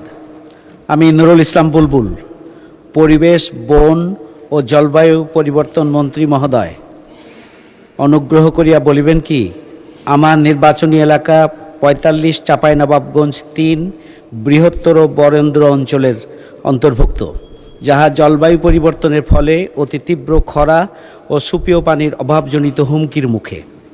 জলবায়ু পরিবর্তন ট্রাস্ট ফান্ড বা অন্য কোনো ফান্ড হইতে আমার নির্বাচনী এলাকায় কোনো বরাদ্দ আছে কিনা, থাকিলে তাহা কি? এটি হচ্ছে আমার প্রশ্ন। মাননীয় স্পিকার, আপনাকে ধন্যবাদ। মাননীয় মন্ত্রী, বন ও পরিবেশ জলবায়ু পরিবর্তন মন্ত্রী জনাব আব্দুল্লাহ আল মিন্টু। বিসমিল্লাহির রহমানির রহিম। মাননীয় স্পিকার, আপনাকে ধন্যবাদ। পরিবেশ, বন ও জলবায়ু পরিবর্তন মন্ত্রণালয়ের আওতাধীন জলবায়ু ট্রাস্ট ফান্ডের অর্থায়নে বাস্তবায়নাধীন প্রকল্পসমূহের সাথে চাঁপাইনবাবগঞ্জ জেলার উন্নয়নে কোনো প্রকল্প নেই, তবে বৈদেশিক অর্থায়নে 2টি প্রকল্প পরিবেশ অধিদপ্তর কর্তৃক বাস্তবায়নাধীন আছে। প্রথমটি হচ্ছে ecosystem based approaches to adaptation, EBA, the drought prone Barind tract and haor wetland area, প্রথম সংশোধিত শীর্ষক একটি প্রকল্প। প্রকল্পটি রাজশাহীর তানোর, চাঁপাইনবাবগঞ্জের নাচল ও গমস্তাপুর, রংপুরের পীরগঞ্জ, মৌলভীবাজারের জুড়ি, কুলাউড়া ও বড়লেখা এবং সিলেটের পেঞ্চুগঞ্জ ও গোলাপগঞ্জ উপজেলায় জুলাই 2019 থেকে জুন 2027 মেয়াদে বাস্তবায়িত হচ্ছে। প্রকল্পের মোট প্রাক্কলিত ব্যয় 57,98,00,000 টাকা। এই প্রকল্পে চাঁপাইনবাবগঞ্জের নাচোল ও গোমস্তাপুরে খাল ও পুকুর পুনঃখনন, বনায়ন ও পুনঃবনায়ন, বৃষ্টির পানি সংগ্রহ, নার্সারি স্থাপন, বসতবাড়িতে বৃক্ষরোপণ, কৃষি বাগান, মশলা চাষ, মাছ চাষ ও স্থানীয় প্রশিক্ষণ কার্যক্রম চলমান আছে। দ্বিতীয় প্রকল্পটি হচ্ছে building climate resilient livelihood in vulnerable landscape in Bangladesh. প্রথম সংশোধনী শীর্ষক প্রকল্প। প্রকল্পটি রাজশাহীর গোদাবাড়ি, চাঁপাইনবাবগঞ্জের নাচোল ও বোলাহাট, খুলনার পাইকগাছা, বাটিয়াঘাটা, ডুমুরিয়া, রাঙ্গামাটির কাউখালী এবং খাগড়াছড়ি সদর ও মানিকছড়ি উপজেলায় জুলাই 2003 থেকে জুন 2028 মেয়াদে চলমান আছে। প্রকল্পের মোট প্রাক্কলিত ব্যয় 104,50,00,000 টাকা। প্রকল্প বাস্তবায়িত হলে এলাকার জনগণের মধ্যে জলবায়ু পরিবর্তন সহিষ্ণুতা আরও বৃদ্ধি পাবে। মাননীয় স্পিকার, আরও আছে, যদি আপনি অনুমোদন করেন সেটা পঠিত বলে গণ্য হইবে। ধন্যবাদ মাননীয় মন্ত্রী। উত্তরের বাকি অংশ পঠিত বলে গণ্য করা হলো। মাননীয় সদস্য জনাব নুরুল ইসলাম একটি সম্পূরক প্রশ্ন করতে পারেন। আপনাকে ধন্যবাদ মাননীয় স্পিকার। মাননীয় মন্ত্রীর প্রশ্ন উত্তরে জানতে পারলাম যে ট্রাস্ট ফান্ড থেকে কোনো ফান্ড চাঁপাইনবাবগঞ্জের এই অঞ্চলের জন্য বরাদ্দ নেই। আমি এ পর্যায়ে প্রশ্ন করতে চাই যে বরেন্দ্র অঞ্চলের জেলাগুলোতে, বিশেষ করে চাঁপাইনবাবগঞ্জে ভূগর্ভস্থ পানির স্তর প্রতিনিয়ত হ্রাস পেয়ে পরিস্থিতি এমন পর্যায়ে পৌঁছেছে যে সাধারণ নলকূপ তো বটেই, গভীর নলকূপ থেকেও গ্রীষ্ম মৌসুমে পর্যাপ্ত পানি পাওয়া যাচ্ছে না, যার ফলে এই অঞ্চলের মানুষের কষ্ট তীব্র থেকে তীব্রতর হচ্ছে। খরা মৌসুমে চাঁপাইনবাবগঞ্জ পৌরসভা এবং সদর এলাকার জনগণের মধ্যে পানির জন্য হাহাকার বিরাজ করে। এছাড়া ভূগর্ভস্থ পানির অতিরিক্ত উত্তোলনের ফলে সুপেয় পানিতে আর্সেনিক ও ফ্লোরাইডের মাত্রাতিরিক্ত উপস্থিতি দেখা যাচ্ছে, যা দীর্ঘমেয়াদে জনস্বাস্থ্য বিপর্যয়ের কারণ হয়ে দাঁড়াচ্ছে। এমত অবস্থায় ভূগর্ভস্থ পানির চাপ কমাতে ও সুপেয় পানির সরবরাহ নিশ্চিত করতে পদ্মা ও মহানন্দা নদীর পানি কাজে লাগিয়ে একটি mega surface water treatment plant স্থাপন করার মাধ্যমে সমগ্র চাঁপাইনবাবগঞ্জ সহ বরেন্দ্র অঞ্চলে সুপেয় ও সেচের পানির সরবরাহের কোনো বিশেষ পদক্ষেপ গ্রহণ করবেন কিনা? মাননীয় স্পিকার, আপনাকে ধন্যবাদ। মাননীয় মন্ত্রী জনাব আব্দুল্লাহ ওয়াল মিন্টু। মাননীয় স্পিকার, আপনাকে ধন্যবাদ। আমি আগে যে প্রকল্পটির কথা বললাম সেটাতে কিন্তু ওই চাঁপাইনবাবগঞ্জের কিছু এলাকায় নাচোল এবং গোমস্তাপুরে সেখানে কিন্তু খাল ও পুকুর পুনঃখনন, বনায়ন ও পুনঃবনায়ন, বৃষ্টির পানি সংগ্রহ এবং বসতবাড়িতে বৃক্ষরোপণ, এই সবই কিন্তু যেন পানি সংরক্ষণ করা যায়। তবে মাননীয় সদস্য যে প্রশ্নটা উঠাচ্ছেন সেটা যদি আমাদের ক্লাইমেট ট্রাস্ট ফান্ডের ভিতরে যদি করা যায় তাহলে সেই প্রচেষ্টা নেওয়া হবে অবশ্যই। তবে মূল উদ্দেশ্যই কিন্তু যেন পানি সংরক্ষণ করা যায়, যাতে করে এই যাতে করে যখন পানির অভাব হয় যেন সারফেস ওয়াটার ব্যবহার করা যায়। আপনাকে ধন্যবাদ মাননীয় স্পিকার। জনাব লুৎফুর রহমান, কক্সবাজার 3।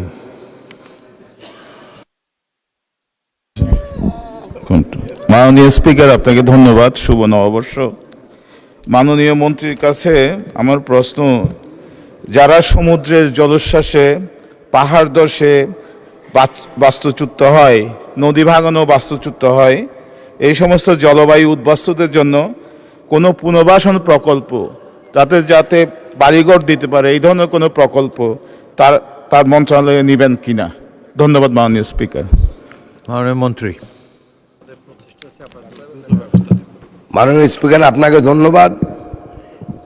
যারা জলবায়ু পরিবর্তনজনিত কারণে ক্ষতিগ্রস্ত, অবশ্যই আমাদের সরকার তাদের পুনর্বাসনের বন্দোবস্ত করার জন্য প্রচেষ্টা নেবে ইনশাল্লাহ। মাননীয় স্পিকার, আপনাকে ধন্যবাদ। পরবর্তী প্রশ্ন, তারকা চিহ্নিত প্রশ্ন 440, মাননীয় সদস্য জনাব হারুনুর রশিদ, রাজবাড়ী 2। প্রশ্নটি পড়তে হবে না, জাস্ট উত্থাপন করলেই চলবে। মাননীয় স্পিকার, আপনাকে ধন্যবাদ।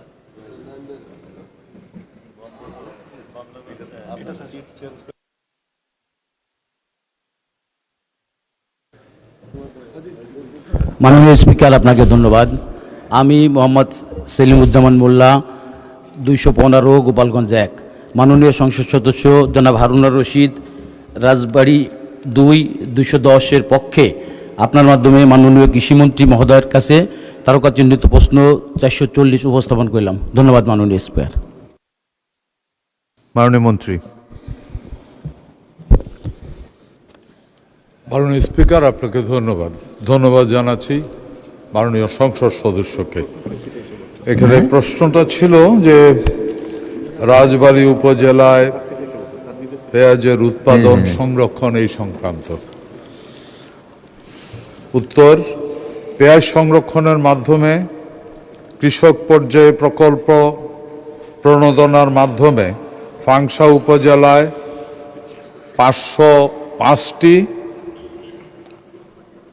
কালুখালী উপজেলায় 260টি এবং বালিয়াকান্দি উপজেলায় 495টি এয়ার ফ্লো মেশিন সরবরাহ ও স্থাপন করা হয়েছে। মাননীয় স্পিকার, তাছাড়া এয়ার ফ্লো মেশিন স্থাপনের মাধ্যমে কৃষক পর্যায়ে পেঁয়াজ রসুন সংরক্ষণের লক্ষ্যে কৃষি বিপণন অধিদপ্তর কর্তৃক বায়ু প্রবাহ পদ্ধতিতে পেঁয়াজ ও রসুন সংরক্ষণ পদ্ধতি আধুনিকায়ন ও বিপণন কার্যক্রম উন্নয়ন শীর্ষক একটি প্রকল্প প্রণয়ন করা হয়েছে। প্রকল্পটি বর্তমানে পর্যালোচনার জন্য কৃষি মন্ত্রণালয়ে রয়েছে। প্রকল্পের আওতায় রাজবাড়ী জেলা সহ পেঁয়াজ ও রসুন অধিক উৎপাদনশীল এলাকায় মোট 8,000টি এয়ার ফ্লো মেশিন স্থাপনের পরিকল্পনা রয়েছে। পরিকল্পনা অনুমোদন সাপেক্ষে রাজবাড়ী 2, পাংশা, বালিয়াকান্দা, কালুখালী উপজেলায় 800 থেকে 1000টি এয়ার ফ্লো মেশিন স্থাপনের পরিকল্পনা রয়েছে। মাননীয় স্পিকার, আপনাকে ধন্যবাদ। জনাব মাননীয় সদস্য সেলিমুজ্জামান মোল্লা, আপনি প্রশ্ন উত্থাপন করেন, আপনার নিজের সিট থেকে প্রশ্ন উত্থাপন করুন। মাননীয় স্পিকার, আপনাকে ধন্যবাদ। মাননীয় স্পিকার, আপনার মাধ্যমে মাননীয় মন্ত্রী মহোদয়ের কাছে আমার জিজ্ঞাসা, বর্তমানে বাংলাদেশে যে পরিমাণ পেঁয়াজের চাহিদা রয়েছে, আমাদের দেশে কিন্তু সেই পরিমাণ পেঁয়াজ উৎপাদিত হয়, কিন্তু সংরক্ষণের অভাবে আমরা প্রতি বছর 6-7 লক্ষ মেট্রিক টন পেঁয়াজ আমাদের নষ্ট হয়ে যায়। আমি মাননীয় মন্ত্রী মহোদয়ের কাছে আমার প্রশ্ন যে পেঁয়াজ, যেসব অঞ্চলে পেঁয়াজ বেশি করে উৎপাদন হয় সেই সব অঞ্চলের পেঁয়াজ সংরক্ষণের জন্য পর্যাপ্ত পরিমাণ মডেল ঘর যেটা হলো এয়ার ফ্লো মেশিনের মাধ্যমে মডেল ঘর তৈরি করা হয়। একটা মডেল ঘর তৈরি করতে 4 থেকে 4.5 লক্ষ টাকা খরচ হয়, যেখানে আমরা নির্বিঘ্নে 600 থেকে 800 মন পেঁয়াজ আমরা সংরক্ষণ করতে পারি। আপনি পর্যাপ্ত পরিমাণ পেঁয়াজ সংরক্ষণের জন্য, যাতে আমাদের ক্রাইসিসের সময় বাইরে থেকে আমদানি করা না হয়, সেজন্য কোনো জরুরি কোনো ব্যবস্থা গ্রহণ করবেন কিনা মাননীয় স্পিকার, আপনার মাধ্যমে মাননীয় মন্ত্রী মহোদয়ের কাছে আমার জিজ্ঞাসা। ধন্যবাদ মাননীয় স্পিকার। মাননীয় মন্ত্রী। ধন্যবাদ মাননীয় স্পিকার। ধন্যবাদ জানাচ্ছি মাননীয় সংসদ সদস্যকে। একেবারে সঠিক জায়গায় উনি সঠিক প্রশ্ন করেছেন। এটা দেশের জন্য একটা বড় ধরনের সমস্যা ছিল। মাননীয় স্পিকারের কথা সত্য, বাংলাদেশে যে পরিমাণ পেঁয়াজ উৎপাদন হয়, বিশেষ করে রাজবাড়ী উপজেলা পেঁয়াজ উৎপাদনের জন্য অত্যন্ত গুরুত্বপূর্ণ একটা জায়গা। যে পরিমাণ পেঁয়াজ উৎপাদন হয়, এই পেঁয়াজ শুধু সঠিক সংরক্ষণ করতে না পারাতে 25 থেকে 30% পেঁয়াজ নষ্ট হয়ে যায়। এবং এরই মধ্যে আমাদের নতুন যে আমরা এয়ার ফ্লোয়িং মেশিনের মাধ্যমে যে সংরক্ষণ চালু করেছি, আমি আমার আগেই বলে দিয়েছি, এটা ওই যেই উপজেলাগুলিতে পেঁয়াজ উৎপাদন হয় ওই জেলাগুলিতে আগামী কিছুদিনের মধ্যে আমরা অ্যাজ আর্লি অ্যাজ পসিবল এটাতে ট্রাই করে দেখা গেছে 8 থেকে 9 মাস পর্যন্ত ওই নিয়মে পেঁয়াজ সংরক্ষণ করা যায় এবং সেখানে অপচয় মাত্র 2 থেকে 4%। শুধু অপচয়টা যদি রোধ করা যায় তাহলে পেঁয়াজ একেবারে স্বয়ংসম্পূর্ণ হয়ে যাব। আমরা ওই সংরক্ষণের ওই মেশিনগুলি যা এয়ারফ্লো মেশিন যেটা, এটা 8 থেকে 10,000 আমরা খুব দ্রুততম সময় দেওয়ার ব্যবস্থা করছি এবং এই মেশিনগুলি আমরা প্রায় 1,000 শুধু এই 2-3টা উপজেলাতে আমরা আগামী সিজনে দেওয়ার ব্যবস্থা করার জন্য আমরা চিন্তা ভাবনা করছি। এটা হয়ে গেছে। আমরা আশা করি এতে করে বাংলাদেশের কৃষক পেঁয়াজ অপচয় থেকে বেঁচে যাবে, এই ক্ষতি থেকে বেঁচে যাবে এবং বাংলাদেশ পেঁয়াজে স্বয়ংসম্পূর্ণ হবে ইনশাআল্লাহ। ধন্যবাদ আপনাকে মাননীয় স্পিকার। জনাব আতিকুর রহমান মুজাহিদ, কুড়িগ্রাম 2। মাননীয় স্পিকার, আপনাকে অসংখ্য ধন্যবাদ।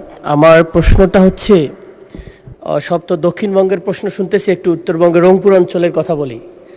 আমাদের তো দুঃখ হলো আমাদের তিস্তা নদী, এই তিস্তা নদী অববাহিকায় আপনার গাইবান্ধায় 165টা চর, আমার নিজ জেলায় 480টি চর রয়েছে। এই চরে প্রচুর পরিমাণে পেঁয়াজ উৎপাদন হয়।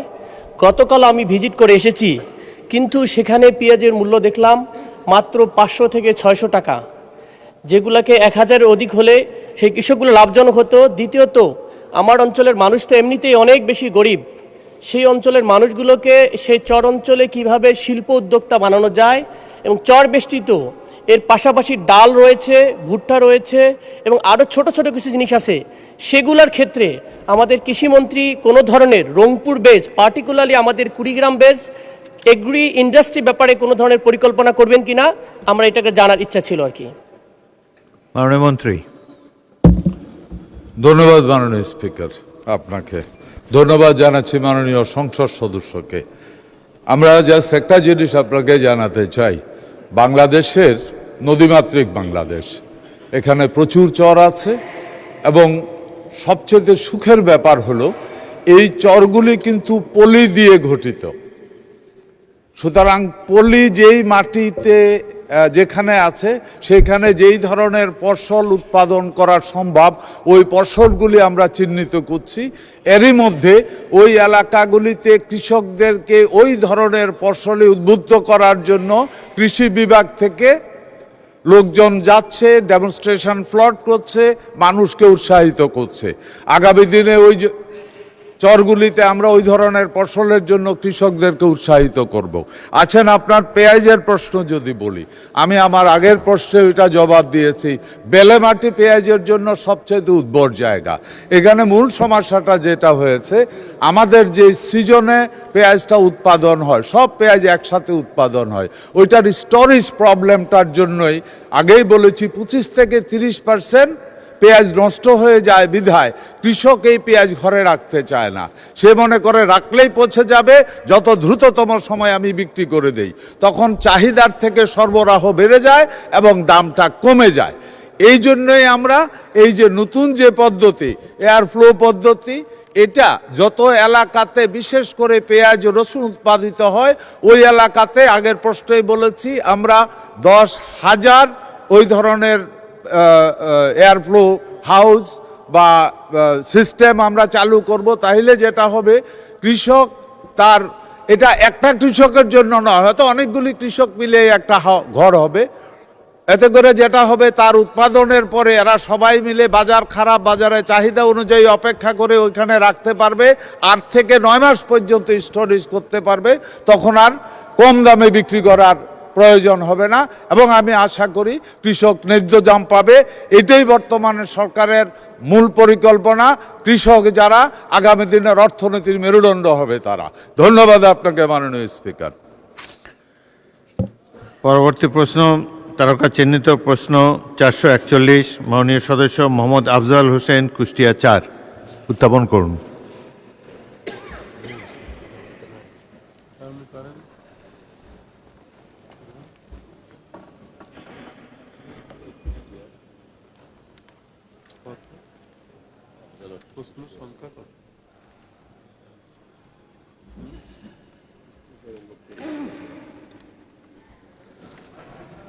মাননীয় সদস্য আব্দুল্লাহ আমিন, আপনি জনাব আফজাল হোসেনের পক্ষে প্রশ্নটি উত্থাপন করতে পারেন।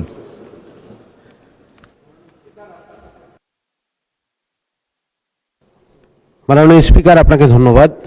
আমি আব্দুল্লাহ আলামিন, নারায়ণগঞ্জ 4। আমি জনাব আফজল হোসেন 78 কুষ্টিয়া 4-এর পক্ষে দ্বারকা চিহ্নিত প্রশ্ন 441 বন পরিবেশ ও জলবায়ু পরিবর্তন বিষয়ক মন্ত্রীর কাছে উপস্থাপন করতে চাই। মাননীয় মন্ত্রী জনাব আব্দুল্লাহ আল মিন্টু। মাননীয় স্পিকার, আপনাকে ধন্যবাদ। কুষ্টিয়া 4 নির্বাচনী এলাকার আওতাধীন কুমারখালী ও খোকসা উপজেলার পরিবেশ সংরক্ষণ ও টেকসই উন্নয়ন নিশ্চিতকরণের লক্ষ্যে পরিবেশ অধিদপ্তর কর্তৃক নিম্নলিখিত কার্যক্রম পরিচালনা করা হচ্ছে। শিল্প দূষণ নিয়ন্ত্রণে কুষ্টিয়া 4 নির্বাচনী এলাকার খোকসা ও কুমারখালী শিল্প প্রতিষ্ঠানসমূহকে পরিবেশগত ছাড়পত্রের আওতায় আনার উদ্যোগ নেওয়া হয়েছে। অদ্যাবধি 288টি প্রতিষ্ঠানের মধ্যে 161টি প্রতিষ্ঠানকে পরিবেশগত ছাড়পত্র প্রদান করা হয়েছে। মাননীয় স্পিকার, আমার বক্তব্যটা একটু লম্বা, যদি অনুমোদন করেন তাহলে এটা পঠিত বলে গণ্য হইতে পারে। ধন্যবাদ মাননীয় মন্ত্রী। প্রশ্নের উত্তরের বাকি অংশটি পঠিত বলে গণ্য হলো। মাননীয় সদস্য আব্দুল্লাহ আল আমিন, আপনি একটি সম্পূরক প্রশ্ন করতে পারেন। ধন্যবাদ মাননীয় স্পিকার।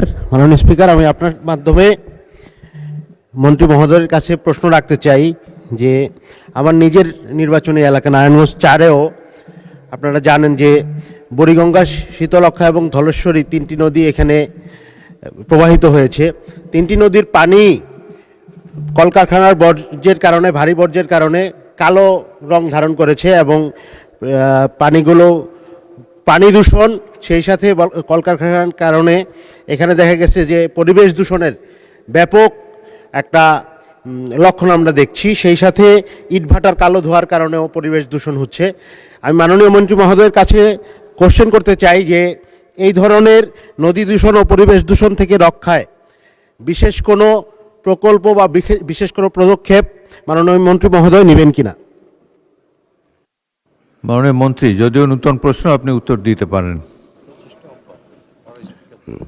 মাননীয় স্পিকার, প্রথমে আমি বলতে চাই বায়ু দূষণ ছাড়াও উনি যে পানি দূষণের কথা বললেন, এটা এই পানি দূষণ কমানোর ব্যাপারে আমাদের প্রচেষ্টা অব্যাহত আছে। তবে আমি যেটা বলতে চাই সেটা হলো যে আমরা প্রতিটি ইন্ডাস্ট্রি যেখানে পানি দূষণ হয়, পানি নির্গমনের, দূষিত পানি নির্গমনের মাধ্যমে এই নদীগুলোতে যাইয়া পড়ছে, সেখানে আমরা প্রত্যেকটা ইন্ডাস্ট্রিকে ইটিপি স্থাপনের জন্য আমাদের যে প্রচেষ্টা সেটা অব্যাহত আছে। এবং ইটভাটার ব্যাপারেও তাই, যাতে করে নতুন প্রযুক্তি ব্যবহারের মাধ্যমে ইটভাটার থেকে যে দূষণ হয় সেটা নিয়ন্ত্রণ করা যায়। এছাড়াও আমাদের চেষ্টা থাকবে ইটের পরিবর্তে বাংলাদেশের জন্য ব্লক ব্যবহার করা হয়, যেখানে কোনো ইট আর পোড়ানো লাগবে না। অতএব আমি মাননীয় সংসদ সদস্যকে বলতে চাই যে ইনশাল্লাহ আগামীতে এই বায়ু দূষণ কমবে এবং আমাদের দূষণ কমানোর জন্য যা যা করা দরকার আমাদের সরকারের প্রচেষ্টা অব্যাহত থাকবে। আপনাকে ধন্যবাদ মাননীয় স্পিকার। ধন্যবাদ। জনাব আব্দুল মালিক, সিলেট 3, একটি প্রশ্ন করতে পারেন।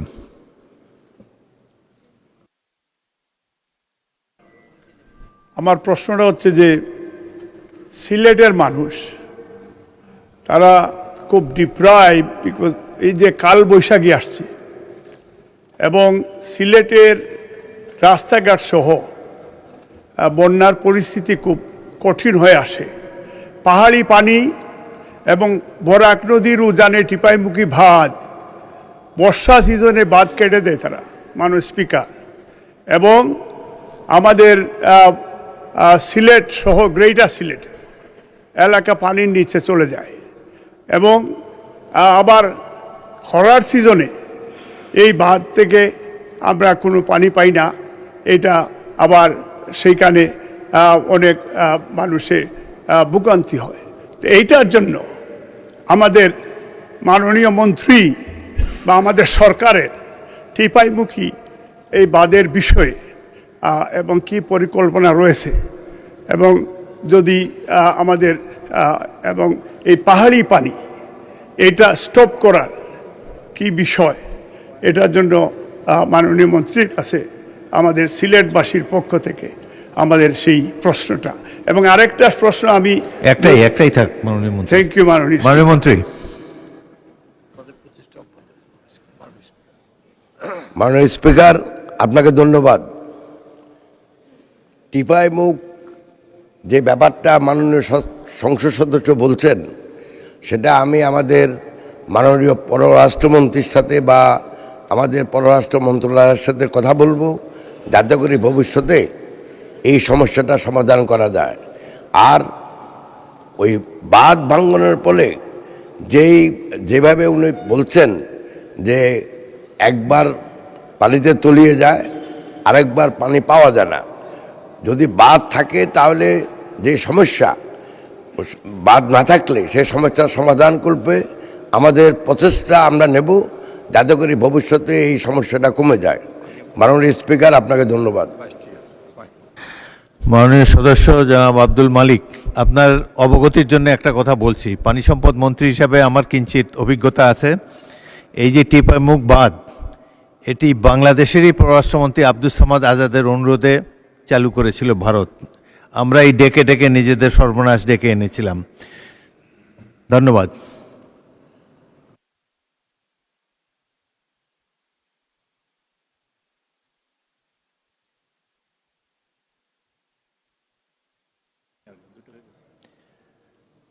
পরবর্তী প্রশ্ন মোহাম্মদ কামাল হোসেন, ঢাকা 5, উত্থাপন করুন।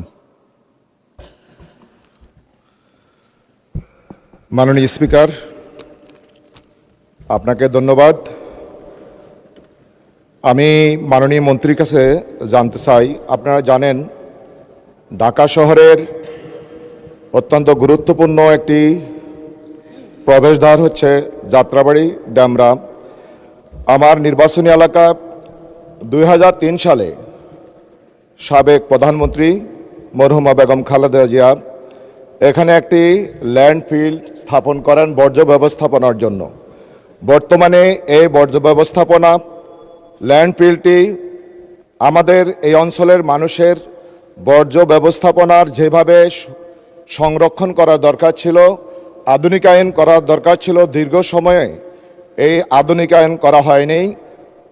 ফলশ্রুতিতে বায়ু দূষণ আমাদের এই অঞ্চলের মানুষের প্রতিনিয়ত তাদের শ্বাসকষ্ট এবং সর্বরোগ, বিভিন্ন সংক্রমণ রোগে আমাদের এই অঞ্চলের মানুষ আক্রান্ত হচ্ছে এবং ওই অঞ্চলের মানুষ তার বসবাসরত বাড়ি বাসা ছেড়ে সে অন্যত্র বসবাস করতে হচ্ছে। এই ক্ষেত্রে এলাকায় বিরূপ প্রতিক্রিয়া সৃষ্টি হচ্ছে, জনগণ চরম ভোগান্তির শিকার হচ্ছে। আমি মাননীয় মন্ত্রীর কাছে জানতে চাই, আমাদের এই বর্জ্য ব্যবস্থাপনা ল্যান্ডফিলকে আধুনিকরণ কল্পে সরকারের কোনো পদক্ষেপ আছে কিনা? মাননীয় মন্ত্রী, মাননীয় স্পিকার, আপনাকে ধন্যবাদ। মাননীয় মন্ত্রী জনাব আব্দুল্লাহ আল মিন্টু। মাননীয় স্পিকার, আপনাকে ধন্যবাদ। আমি মাননীয় সংসদ সদস্যকে ধন্যবাদ জানাই এই প্রশ্নের জন্য।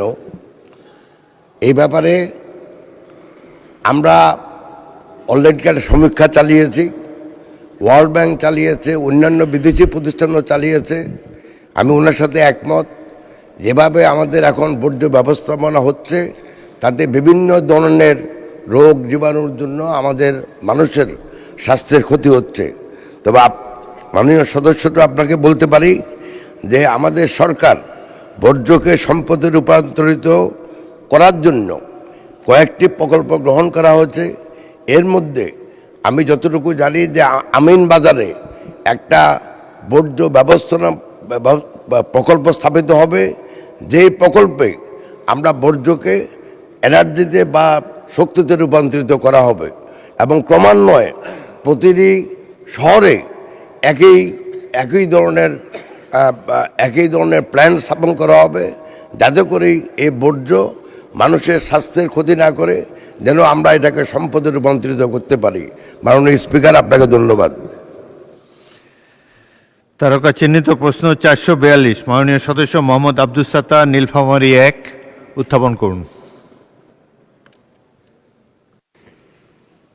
জি, মাননীয় স্পিকার, আপনাকে ধন্যবাদ। আমি আব্দুস সাত্তার, 12 নীলফামারী 1 ডোমার ডিমলা। 442 নম্বর তারকা চিহ্নিত প্রশ্নটি মাননীয় মন্ত্রী বেসামরিক বিমান পরিবহন ও পর্যটন মন্ত্রী মহোদয়ের নিকট উত্থাপন করছি। আপনাকে ধন্যবাদ। মাননীয় মন্ত্রী।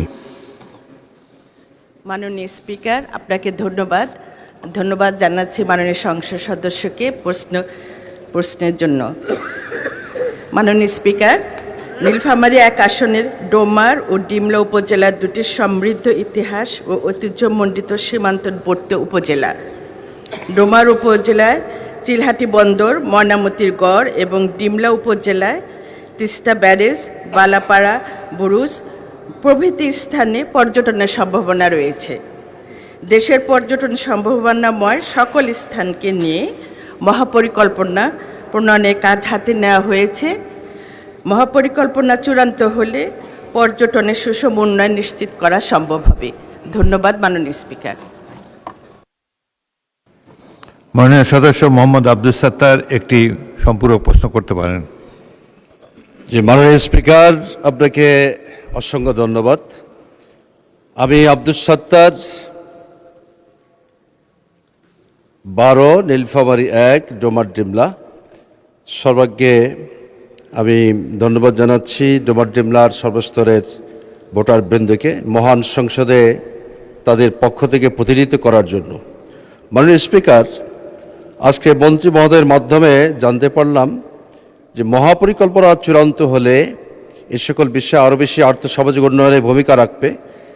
আমরা জানি যে তিস্তা ব্যারেজ এটি এমন একটি এলাকায় অবস্থিত, প্রতিদিন গড়ে প্রায় 500 থেকে 1000 লোকজন এখানে আসা যাওয়া করে। এখানে আশেপাশে মনোরম পরিবেশ অবস্থিত। এটিকে পর্যটন নগরী হিসাবে যদি গড়ে তোলা হয়, বাংলাদেশের উত্তর জনপদটি আরও বেশি মনোরম পরিবেশ হবে এবং সেই সাথে আর্থসামাজিক উন্নয়নে ভূমিকা রাখবে। মাননীয় স্পিকার, চিলাহাটি স্থল বন্দরটি গত অন্তর্বর্তীকালীন সরকারের সময় বন্ধ করে দেওয়া হয়েছে। এটি কবে নাগাদ চালু হবে? মাননীয় স্পিকার, আপনার মাধ্যমে মাননীয় মন্ত্রী মহোদয়ের কাছে জানতে চাই। আরেকটি বিষয় উল্লেখ করতে চাই, একটা প্রশ্ন করেন, দুটো অলরেডি করে ফেলেছেন। মাননীয় স্পিকার, এখানে 3টি বিষয় জড়িত। আচ্ছা, বলেন। মাননীয় স্পিকার, আরেকবার সুযোগ দেওয়ার জন্য ধন্যবাদ। তিস্তা মহাপরিকল্পনা কবে নাগাদ বাস্তবায়িত হবে, আমি মাননীয় মন্ত্রীর কাছে এই বিষয়টি জানতে চাই। ধন্যবাদ মাননীয় স্পিকার। মাননীয় পর্যটন মন্ত্রী আফরোজা খানম। ধন্যবাদ মাননীয় স্পিকার। কিছুক্ষণ আগে আমি বলেছি যে একটা মাস্টার প্ল্যান করা হচ্ছে, সে প্ল্যানের বেসিসে আমরা সামনের দিকে এগিয়ে যাব। আর আপনারা সবাই জানেন যে বিগত বছর ধরে এই পর্যটনের উপরে কোনো গুরুত্বই দেওয়া হয়নি। একদম খুবই পর্যটন কর্পোরেশনটাকে খুবই নাজুক অবস্থায় আছে। আমরা চেষ্টা করছি মাননীয় প্রধানমন্ত্রীর নির্দেশে সেই কর্পোরেশনটাকে একটু ভালোর দিকে নিয়ে যাওয়ার জন্য। আমাদের কিছুটা সময় দিতে হবে। তো ওনার প্রশ্নের উত্তর আমি বলছি যে যেটা উনি বলছেন যে তিস্তা ব্যারেজের ওখানে আমরা আপাতত নেই, কিন্তু মাস্টার প্ল্যানটা যখন আসবে তখন আমরা ওইখানে একটা আধুনিক হোটেল এবং আবাসন স্থাপন করার একটা পরিকল্পনা আমরা নিব।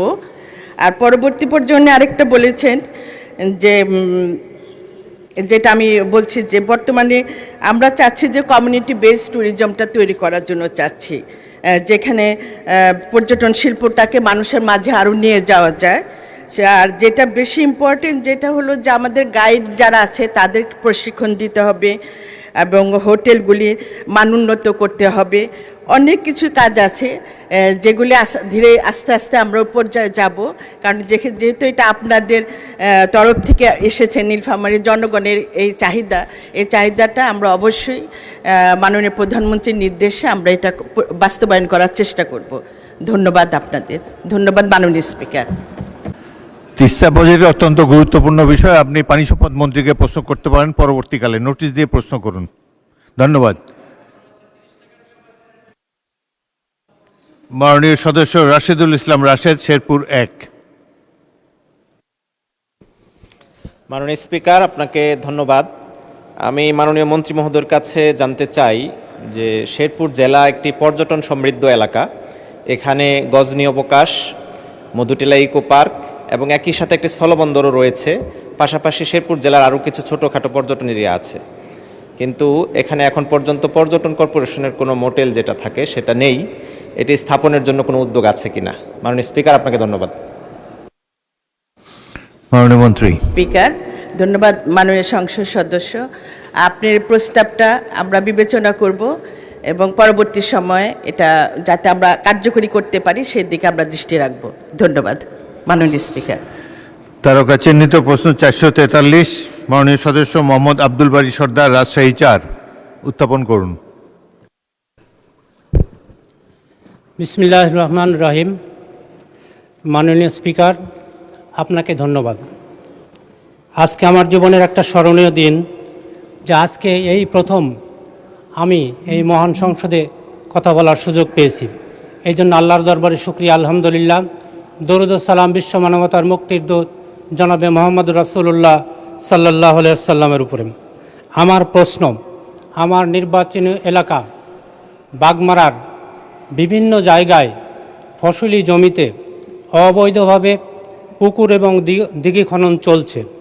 এইটা বন্ধের জন্য উপজেলা প্রশাসন শত চেষ্টা করেও ব্যর্থ হয়েছে। এক্ষেত্রে কার্যকরী কোনো পদক্ষেপ মাননীয় মন্ত্রী মহোদয় নেবেন কিনা এবং নিলে কতদিন? এবং আপনার মাধ্যমে আমার নির্বাচনী এলাকা বাগমারার সকল শ্রেণী ও পেশার মানুষের প্রতি আন্তরিক কৃতজ্ঞতা এবং মোবারকবাদ জানাই, যারা তাদের শত প্রতিকূলতার মধ্যেও তাদের সমর্থন দিয়ে তাদের পক্ষে কথা বলার জন্য আজকে এই মহান সংসদে আমাকে সুযোগ করে দিয়েছেন। এই জন্য আবারও তাদের প্রতি কৃতজ্ঞতা, মোবারকবাদ। ধন্যবাদ মাননীয় স্পিকার। ধন্যবাদ। মাননীয় ভূমি মন্ত্রী মোহাম্মদ মিজানুর রহমান মিনু। বিসমিল্লাহির রহমানির রহিম। মাননীয় স্পিকার, আপনাকে ধন্যবাদ। মাননীয় সংসদ সদস্যকে আমি ধন্যবাদ জানাই। মাননীয় স্পিকার, রাজশাহী জেলার বাগমারা উপজেলার আবাদি জমি বা যথাযথ পুকুর খনন অত্যন্ত কঠোর হস্তে প্রতিরোধ করা হচ্ছে। সুনির্দিষ্ট যে কোনো অভিযোগের ভিত্তিতে তাৎক্ষণিক মোবাইল কোর্ট পরিচালনা করা হয়। সংশ্লিষ্ট এলাকায় 17টি অভিযান পরিচালনা করা হয়েছে। 6টি মোবাইল কোর্ট এ মামলা করা হয়েছে। মামলাগুলোর বিপরীতে অর্থদণ্ড 50,000 টাকা আমরা ইতিমধ্যেই ব্যবস্থা নিয়েছি। 5 জনকে প্রত্যেককে 1 মাসের সশ্রম কারাদণ্ড প্রদান করা হয়েছে। মাননীয় স্পিকার, আপনাকে ধন্যবাদ। মাননীয় সদস্য মোহাম্মদ আব্দুল বারী সর্দার একটি সম্পূরক প্রশ্ন করতে পারেন। ধন্যবাদ মাননীয় স্পিকার। আমরা সবাই জানি বর্তমান সরকার নদী এবং খাল বান্ধব একটি সরকার, কিন্তু আমরা উদ্বেগের সাথে লক্ষ্য করেছি আমার বাগমারায় ভবানীগঞ্জ থেকে আত্রায় যে খালটা গিয়েছে এবং মসমইল বাজারের পাশ দিয়ে যে খালটা গিয়েছে, এইটা দিঘি এবং পুকুর দ্বারা বেদখল হয়ে গিয়েছে, যার কারণে জলাবদ্ধতা হয় বর্ষাকালে এবং পানি নিষ্কাশনে কোনো ব্যবস্থা নেই।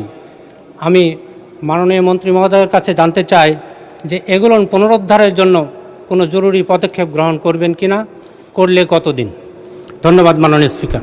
মাননীয় ভূমি মন্ত্রী। মাননীয় স্পিকার, আপনাকে ধন্যবাদ। মাননীয় সংসদ সদস্য অত্যন্ত যথাযথ সম্পর্ক প্রশ্নে বলেছেন। রাজশাহীর বাগমারা উপজেলা এই বিষয়গুলি দীর্ঘদিনের ধরে, এবং আমরা বর্তমান গণতান্ত্রিক সরকার দায়িত্বে আসার পর আমাদের সকল প্রচেষ্টা অব্যাহত আছে। আমরা এটি ইতিমধ্যেই আমরা মৌখিকভাবে প্রশাসনকে আমরা অনুরোধ করেছি। আমরা পানি সম্পদ মন্ত্রীর মাধ্যমে এবং বরেন্দ্র প্রকল্পের মাধ্যমে ওই খালটিকে আমরা অবশ্যই যারা চেষ্টা করছে তাদের হাত থেকে রক্ষা করা এবং আমাদের সম্পদ রক্ষা করে আমরা এটি অবশ্যই ব্যবস্থা গ্রহণ করব। ধন্যবাদ মাননীয় স্পিকার। জনাব হাবিবুল ইসলাম, সিরাজগঞ্জ, একটি প্রশ্ন করতে পারেন।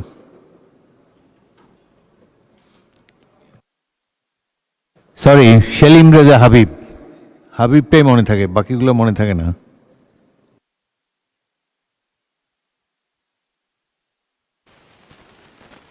ধন্যবাদ মাননীয় স্পিকার। আমার নির্বাচনী এলাকা পদ্মা, যমুনা এবং ফুরার সাগর বেষ্টিত একটি এলাকা। এই এলাকায় নদী বেষ্টিত হওয়ার কারণে এক শ্রেণীর ভূমিদস্যু এবং বালু কেকো যারা অবৈধভাবে নদীর থেকে বালু উত্তোলনের ফলে বর্ষার সময় এই অঞ্চলের পাড়গুলো ভেঙে গ্রাম বাড়িঘর বিলীন হয়ে যায়, এবং এই ক্ষেত্রে স্থানীয় প্রশাসনের অসাধু কিছু কর্মকর্তাদের সহযোগিতা থাকে। মাননীয় মন্ত্রী মহোদয়ের কাছে আমার প্রশ্ন যে এদের ব্যাপারে কঠোর কোনো আইন প্রয়োগের কোনো পদক্ষেপ তিনি গ্রহণ করবেন কিনা। ধন্যবাদ মাননীয় স্পিকার। মাননীয় মন্ত্রী। মাননীয় স্পিকার, আপনাকে ধন্যবাদ। আমাদের মাননীয় সংসদ সদস্য আমাদের গর্ব, তিনি অত্যন্ত জনপ্রিয় এবং বারবারই নির্বাচিত হন। আমার সৌভাগ্য হয়েছিল ওনার নির্বাচনী এলাকায় যাওয়ার, এবং ওনার বক্তব্য সঠিক। আমরা নতুন করে চেষ্টা করছি যে এই এলাকাটির ভূমি ব্যবস্থাপনায় এবং যে ত্রুটি ছিল অতীতে সেগুলোকে আমরা ঠিক করে এবং মাননীয় সংসদ সদস্যের সঙ্গে আলোচনা করে আমরা প্রকৃত ব্যবস্থা নিব। যারা ভূমিদস্যু তারা জাতির শত্রু, আমাদের সরকারের স্পষ্ট নির্দেশনা আছে তাদের হাত থেকে সকল সম্পদ রক্ষা করা এবং জনগণের বিষয়ে ব্যবস্থা নেওয়া। মাননীয় স্পিকার, আপনাকে ধন্যবাদ। তারকা চিহ্নিত প্রশ্ন 444, মাননীয় সদস্য মোহাম্মদ শওকতুল ইসলাম, মৌলভীবাজার 2, উত্থাপন করুন। বিসমিল্লাহির রহমানির রহিম। মাননীয় স্পিকার, আপনাকে ধন্যবাদ। আমি মোহাম্মদ শওকতুল ইসলাম, 236, মৌলভীবাজার 2, তারকা চিহ্নিত প্রশ্ন 444। মাননীয় বেসামরিক বিমান পরিবহন ও পর্যটন মন্ত্রী মহোদয়, অনুগ্রহ করিয়া বলিবেন কি আমার নির্বাচনী এলাকা কুলাউড়া উপজেলা বাংলাদেশের ঐতিহ্যবাহী সমৃদ্ধ এবং পর্যটক অধ্যুষিত উপজেলা। উক্ত উপজেলায় বাংলাদেশের সুউচ্চ টিলা যেমন রহিয়াছে, তেমনি হাকালুকির অপরূপ সৌন্দর্য পর্যটকদের মন ভরিয়ে তোলে। তাই পর্যটন শিল্পের বিকাশ এবং অর্থনীতির প্রবৃদ্ধি অর্জনে উক্ত উপজেলায় কমপক্ষে 2টি 3 তারকা মানের হোটেল এবং একটি 5 তারকা মানের হোটেল নির্মাণ করার কোনো পরিকল্পনা সরকারের আছে কিনা। ধন্যবাদ মাননীয় স্পিকার। মাননীয় মন্ত্রী। মাননীয় স্পিকার, আপনাকে ধন্যবাদ জানাচ্ছি মাননীয় সংসদ সদস্যকে। মাননীয় স্পিকার, কুলাউড়ার পর্যটন সম্ভাবনা সম্পর্কে আমরা সবাই অবগত আছি। এখানে দেশের অন্যতম বৃহৎ হাওর, হাকালুকি এবং বিস্তীর্ণ চা বাগান ও পাহাড়ি অঞ্চল পর্যটকদের প্রতিনিয়ত আকর্ষণ করে। বাংলাদেশ পর্যটন কর্পোরেশনের অধীনে কোনো তারকা মানের হোটেল এখানে নেই। দেশে পর্যটন শিল্পের উন্নয়নে বর্তমান সরকারের নির্বাচনী ইশতেহারের সাথে সামঞ্জস্য রেখে পর্যটনের মহাপরিকল্পনা প্রণয়নের কাজ হাতে নেওয়া হয়েছে। মহাপরিকল্পনা চূড়ান্ত হলে দেশব্যাপী সরকার ও বেসরকারি উদ্যোগে সকল পর্যটন সম্ভাবনাকে কাজে লাগানোর চেষ্টা করা হবে। আপনার এই প্রস্তাব আমাদের পরিকল্পনা প্রণয়নে সহায়ক হবে। ধন্যবাদ মাননীয় স্পিকার। মাননীয় সদস্য মোহাম্মদ শওকতুল ইসলাম, আপনি একটি সম্পূরক প্রশ্ন করতে পারেন। মাননীয় স্পিকার, আপনাকে ধন্যবাদ। মাননীয় মন্ত্রীর মাধ্যমে বুঝতে পারলাম বা জানতে পারলাম যে হোটেল বা মোটেল করার কোনো পরিকল্পনা সরকারের এই মুহূর্তে নেই, কিন্তু পর্যটন শিল্পের উন্নয়নে সরকারের নির্বাচনী ইশতেহারে আছে। এই পরিকল্পনায় আমার নির্বাচনী এলাকা মৌলভীবাজার 2 প্রায়োরিটি পাবে কিনা আমি মাননীয় মন্ত্রীর কাছে জানতে চাই। ধন্যবাদ মাননীয় স্পিকার। মাননীয় মন্ত্রী। ধন্যবাদ মাননীয় স্পিকার। মাননীয় সংসদ সদস্য যেটা বললেন যে পরিকল্পনা নেয়, পরিকল্পনাটা আসলে আমাদের মাস্টার প্ল্যানটা যখন আমরা পাবো হাতে, তখন আমরা দেখব যে কোথায় কোন জায়গায় বেশি গুরুত্ব দেওয়া হয়েছে। আসলে বেসিক্যালি মৌলভীবাজার জেলাটা পর্যটন সমৃদ্ধ জেলা। কুলাউড়া যেহেতু একটি প্রধান প্রবেশ পথ এবং পাহাড় ও হাওরের মিলনস্থল, তাই একে আমরা ট্যুরিস্ট হাব হিসাবে গণ্য করতে পারি এবং আপনার এই প্রস্তাবটা আমরা আগামীতে বিবেচনার মধ্যে রাখব। ধন্যবাদ মাননীয় স্পিকার। মোহাম্মদ আব্দুল আলিম, বাগেরহাট 4। মাননীয় স্পিকার, আপনাকে ধন্যবাদ আমাকে সুযোগ দেওয়ার জন্য। মাননীয় স্পিকার, আপনার মাধ্যমে মাননীয় মন্ত্রী মহোদয়ের কাছে আমার প্রশ্ন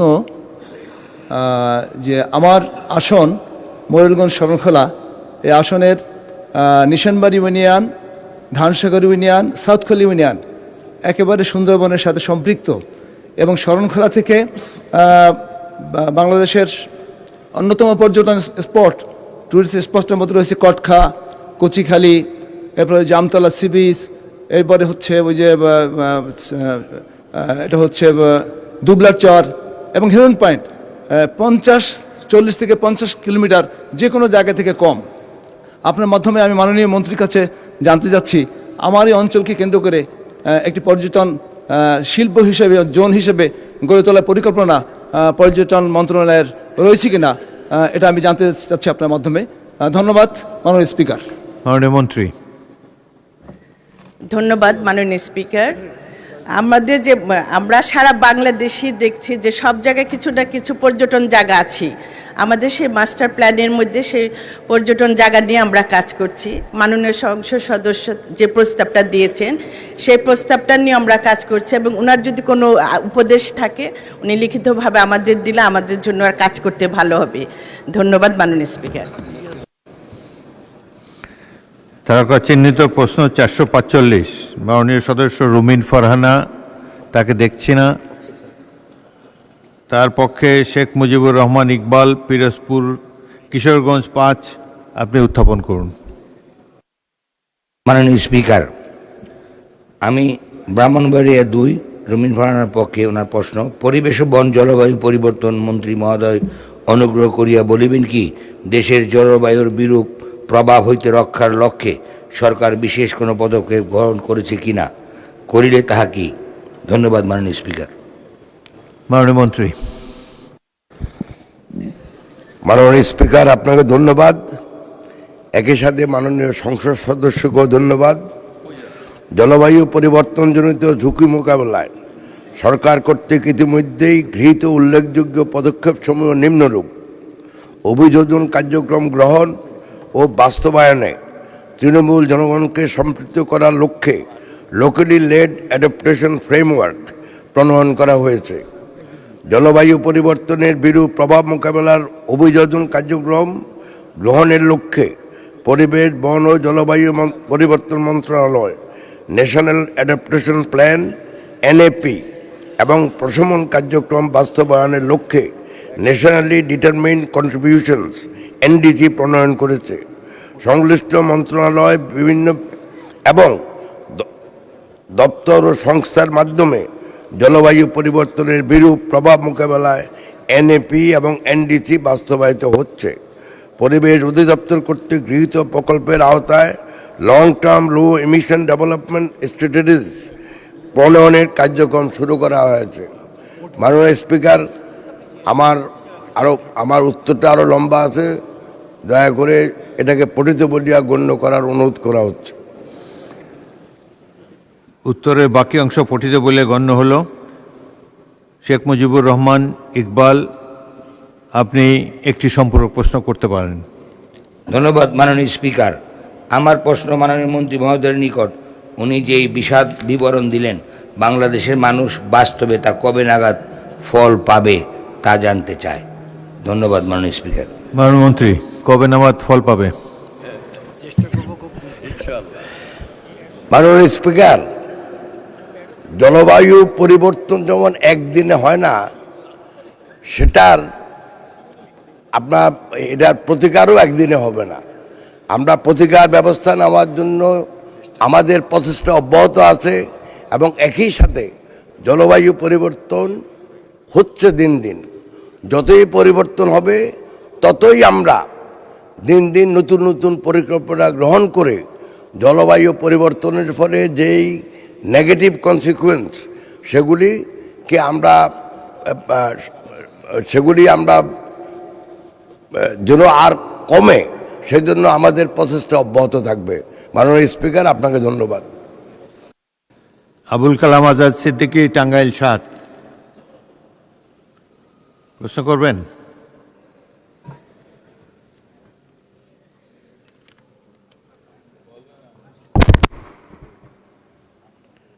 মাননীয় স্পিকার, আপনাকে ধন্যবাদ। আমার নির্বাচনী এলাকা টাঙ্গাইল ৭, নদীনালা, খালবিল, গজারির বন বেষ্টিত নির্বাচনী এলাকা।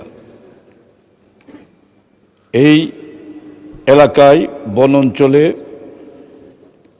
দীর্ঘকাল যাবৎ ১০০ বছর যাবৎ, ৫০ বছর যাবৎ অনেক ঘর বাড়ি করে যারা আছে, তাদের বন বিভাগের কর্মকর্তাবৃন্দ মাঝে মাঝে তাদের অভিযান চালিয়ে তাদের বাড়িঘর উচ্ছেদ করার পদক্ষেপ নিয়ে থাকে। সেখানে আমরা যেহেতু তাদের ভোটে নির্বাচিত হয়ে এই সংসদে এসেছি, স্বভাবতই একটা প্রশ্ন আসে, ১০০ বছর যাবৎ, ৫০ বছর যাবৎ আমি যে ঘরে থাকি, সেই ঘরটা যদি ভেঙে দেয় আমি থাকবো কোথায়, আমি যাব কোথায়? এই বিষয়ে মাননীয় বন ও পরিবেশ মন্ত্রী মহোদয় যাতে একটি নির্দেশনা দেয়, দীর্ঘকাল যারা বসবাস করে যেখানে যে অবস্থায় সেইভাবে যেন তারা বসবাস করতে পারে, তাদের জন্য উচ্ছেদের কোনো ব্যবস্থা না করে, এই বিষয়ে আপনার তরফ থেকে একটা পদক্ষেপ আসবে কিনা আমি আপনার সাথে বিনয়ের সহিত জানতে চাই। ধন্যবাদ আপনাকে। মাননীয় মন্ত্রী। মাননীয় স্পিকার, আপনাকে ধন্যবাদ। মাননীয় সংসদ সদস্যকেও ধন্যবাদ। অনেক জায়গায় বনের সাথে কোনো ডিমার্কেশন নাই, যেগুলি গেজেট অনুযায়ী যেই সংরক্ষিত বন বলা হচ্ছে বা অরক্ষিত বন বলা হচ্ছে, এগুলি ডিমার্কেশন নাই। আমরা অচিরেই যারা বসবাস করে এসব এলাকায় বহুদিন ধরে, তাদের সাথে কথাবার্তা বলার মাধ্যমে এই ডিমার্কেশনটা করে এই সমস্যাটা সমাধান করার চেষ্টা করব ইনশাল্লাহ। আপনাকে ধন্যবাদ মাননীয় স্পিকার। তারকা চিহ্নিত প্রশ্ন 446, মাননীয় সদস্য মোহাম্মদ রুহুল আমিন, চুয়াডাঙ্গা 2, উত্থাপন করুন। মাননীয় স্পিকার, আপনাকে ধন্যবাদ। আলহামদুলিল্লাহ রব্বিল আলামিন। আমার নির্বাচনী অঞ্চল চুয়াডাঙ্গা 2, যেখান থেকে আমি নির্বাচিত হয়েছি, আমার নির্বাচনী অঞ্চলের সকল ভোটার ভাই এবং বোনদের উপরে আমি কৃতজ্ঞ আমি আমার দলের উপরে। আজকে এই মহান সংসদে দাঁড়িয়ে আমি তারকা চিহ্নিত প্রশ্ন 446 এই মহান সংসদে উপস্থাপন করলাম। মাননীয় স্পিকার, আপনাকে ধন্যবাদ। মাননীয় মন্ত্রী জনাব আহমদ আজম খান। মাননীয় স্পিকার, আপনাকে ধন্যবাদ। মাননীয় স্পিকার, 2001 সালের 10ই অক্টোবর দেশনেত্রী মরহুমা ম্যাডাম খালেদা জিয়ার নেতৃত্বে বিএনপি সরকার গঠনের পর 23শে অক্টোবর মাননীয় প্রধানমন্ত্রী মরহুমা ম্যাডাম খালেদা জিয়া মুক্তিযুদ্ধ ইতিহাস, ঐতিহ্য ও স্মৃতি বিজড়িত স্থাপনা যথাযথভাবে সংরক্ষণ এবং মুক্তিযুদ্ধ এবং তাদের উত্তরাধিকারদের সার্বিক কল্যাণে মুক্তিযুদ্ধ বিষয়ক মন্ত্রণালয় প্রতিষ্ঠা করেন। মাননীয় স্পিকার, প্রতিষ্ঠার পর থেকে বিএনপি সরকার মুক্তিযোদ্ধাদের কল্যাণে কাজ করে যাচ্ছে। একইভাবে বর্তমানে মাননীয় প্রধানমন্ত্রী জনাব তারেক রহমানের নেতৃত্বে মুক্তিযুদ্ধ মন্ত্রণালয় কাজ করে যাচ্ছে। মাননীয় স্পিকার, তারই ধারাবাহিকতায় মুক্তিযুদ্ধ বিষয়ক মন্ত্রণালয়ের অধীনে উপজেলা মুক্তিযোদ্ধা কমপ্লেক্স ভবন নির্মাণ শীর্ষক প্রকল্পের আওতায় জীবননগর উপজেলা সদরে 5 তলা ভিতের উপর 3 তলা বিশিষ্ট উপজেলা মুক্তিযোদ্ধা কমপ্লেক্স ভবন নির্মাণ করা হয়েছে। মাননীয় স্পিকার, এছাড়াও মুক্তিযুদ্ধ বিষয়ক মন্ত্রণালয়ের অধীনে বাস্তবায়নাধীন অসচ্ছল বীর মুক্তিযোদ্ধাদের জন্য আবাসন নির্মাণ প্রকল্প প্রথম সংশোধিত শীর্ষক প্রকল্পের আওতায় জীবননগর উপজেলায় মার্চ 2026 পর্যন্ত সময়ে 24 জন অসচ্ছল মুক্তিযোদ্ধা পরিবারকে 732 বর্গফুট আয়তন বিশিষ্ট আবাসিক ভবন বীর নির্বাস নির্মাণ করে দেওয়া হয়েছে। মাননীয় স্পিকার, আপনাকে ধন্যবাদ। মাননীয় সদস্য মোহাম্মদ রুহুল আমিন, আপনি একটি সম্পূরক প্রশ্ন করতে পারেন। মাননীয় স্পিকার, আপনাকে ধন্যবাদ। আমার নির্বাচনী অঞ্চল এমনই একটা অঞ্চল যেখানে কোনো দলেরই অতীতে কোনো দিন মন্ত্রী হয়নি। আমার অঞ্চলে পর্যটনের তেমন কোনো কেন্দ্র নেই। আমার অঞ্চলে সমুদ্র সৈকত কিংবা বন অঞ্চলও নেই। এই অঞ্চলের মানুষের জন্য বড় দুর্ভোগ। এই অঞ্চলের গরমের সময় সবচেয়ে গরম, শীতের সময় সবচেয়ে শীত, এরকম একটা অঞ্চল থেকে আজ আমি এসেছি। মাননীয় স্পিকার, আপনার মাধ্যমে আমরা যারা জাতির শ্রেষ্ঠ সন্তান, যারা বীর মুক্তিযোদ্ধা, তারা এখন বয়সের ভারে সবাই নুয়ে পড়েছে। এই মানুষদের জন্য এখন সবচেয়ে বেশি প্রয়োজন চিকিৎসার। এই চিকিৎসার জন্য উপজেলা স্বাস্থ্য কমপ্লেক্স নিকটতম হাসপাতাল, সেখানে গিয়ে তেমন কোনো চিকিৎসা তারা পায় না। আবার বয়সের ভারে লাইন দিয়ে দাঁড়িয়ে থাকতে হয়, এটা তাদের জন্য কষ্টের। আমার উত্থাপিত বিষয়, জানার বিষয়, মুক্তিযোদ্ধা যে কমপ্লেক্সগুলো হয়েছে, এই কমপ্লেক্সগুলোর ভিতরে মুক্তিযোদ্ধাদের জন্য যারা বেঁচে আছে এবং তাদের পরিবারের জন্য চিকিৎসার কোনো ব্যবস্থা, কমিউনিটি ক্লিনিকের কোনো ব্যবস্থা করার কোনো পরিকল্পনা বর্তমান সরকারের আছে কিনা, এটা আমি জানতে চাই। মাননীয় স্পিকার, আপনাকে ধন্যবাদ। মাননীয় মন্ত্রী। মাননীয় স্পিকার, আপনাকে ধন্যবাদ। আপনার মাধ্যমে মাননীয় সংসদ সদস্যকে ধন্যবাদ। মাননীয় স্পিকার, বীর মুক্তিযোদ্ধাদের জন্য প্রতি বছরই 4,000 টাকা করে তাদের চিকিৎসার জন্যে ভাতা দেয়া হয় এবং যদি কোনো বীর মুক্তিযোদ্ধা অসুস্থ হয়ে হাসপাতালে ভর্তি হন, স্বীকৃত হাসপাতাল থেকে আমরা এই মন্ত্রণালয় যখনই কোনো বিল পাওয়া যায়, মন্ত্রণালয় সেই বিলও পরিশোধ করেন। এখন মাননীয় সংসদ সদস্যের যে প্রশ্ন, যে প্রত্যেকটা উপজেলা সদরে বীর মুক্তিযোদ্ধাদের জন্যে কোনো হাসপাতাল নির্মাণের পরিকল্পনা আছে কিনা, আমরা তাদের জন্যে আমাদের মন্ত্রণালয় সদা সর্বদা সচেষ্ট আছি এবং তাদের ভাতার বিষয়ে এবং চিকিৎসা ভাতার বিষয়েও আমরা সচেষ্ট আছি। এই বিষয়ে এখন পর্যন্ত এই প্রত্যেকটা উপজেলা সদরে বীর মুক্তিযোদ্ধাদের জন্যে কোনো স্বাস্থ্য কমপ্লেক্স নির্মাণের আপাতত কোনো পরিকল্পনা আমাদের নেই। ধন্যবাদ মাননীয় স্পিকার। মাননীয় সদস্যবৃন্দ, প্রশ্ন উত্তর পর্ব এখানেই শেষ হলো।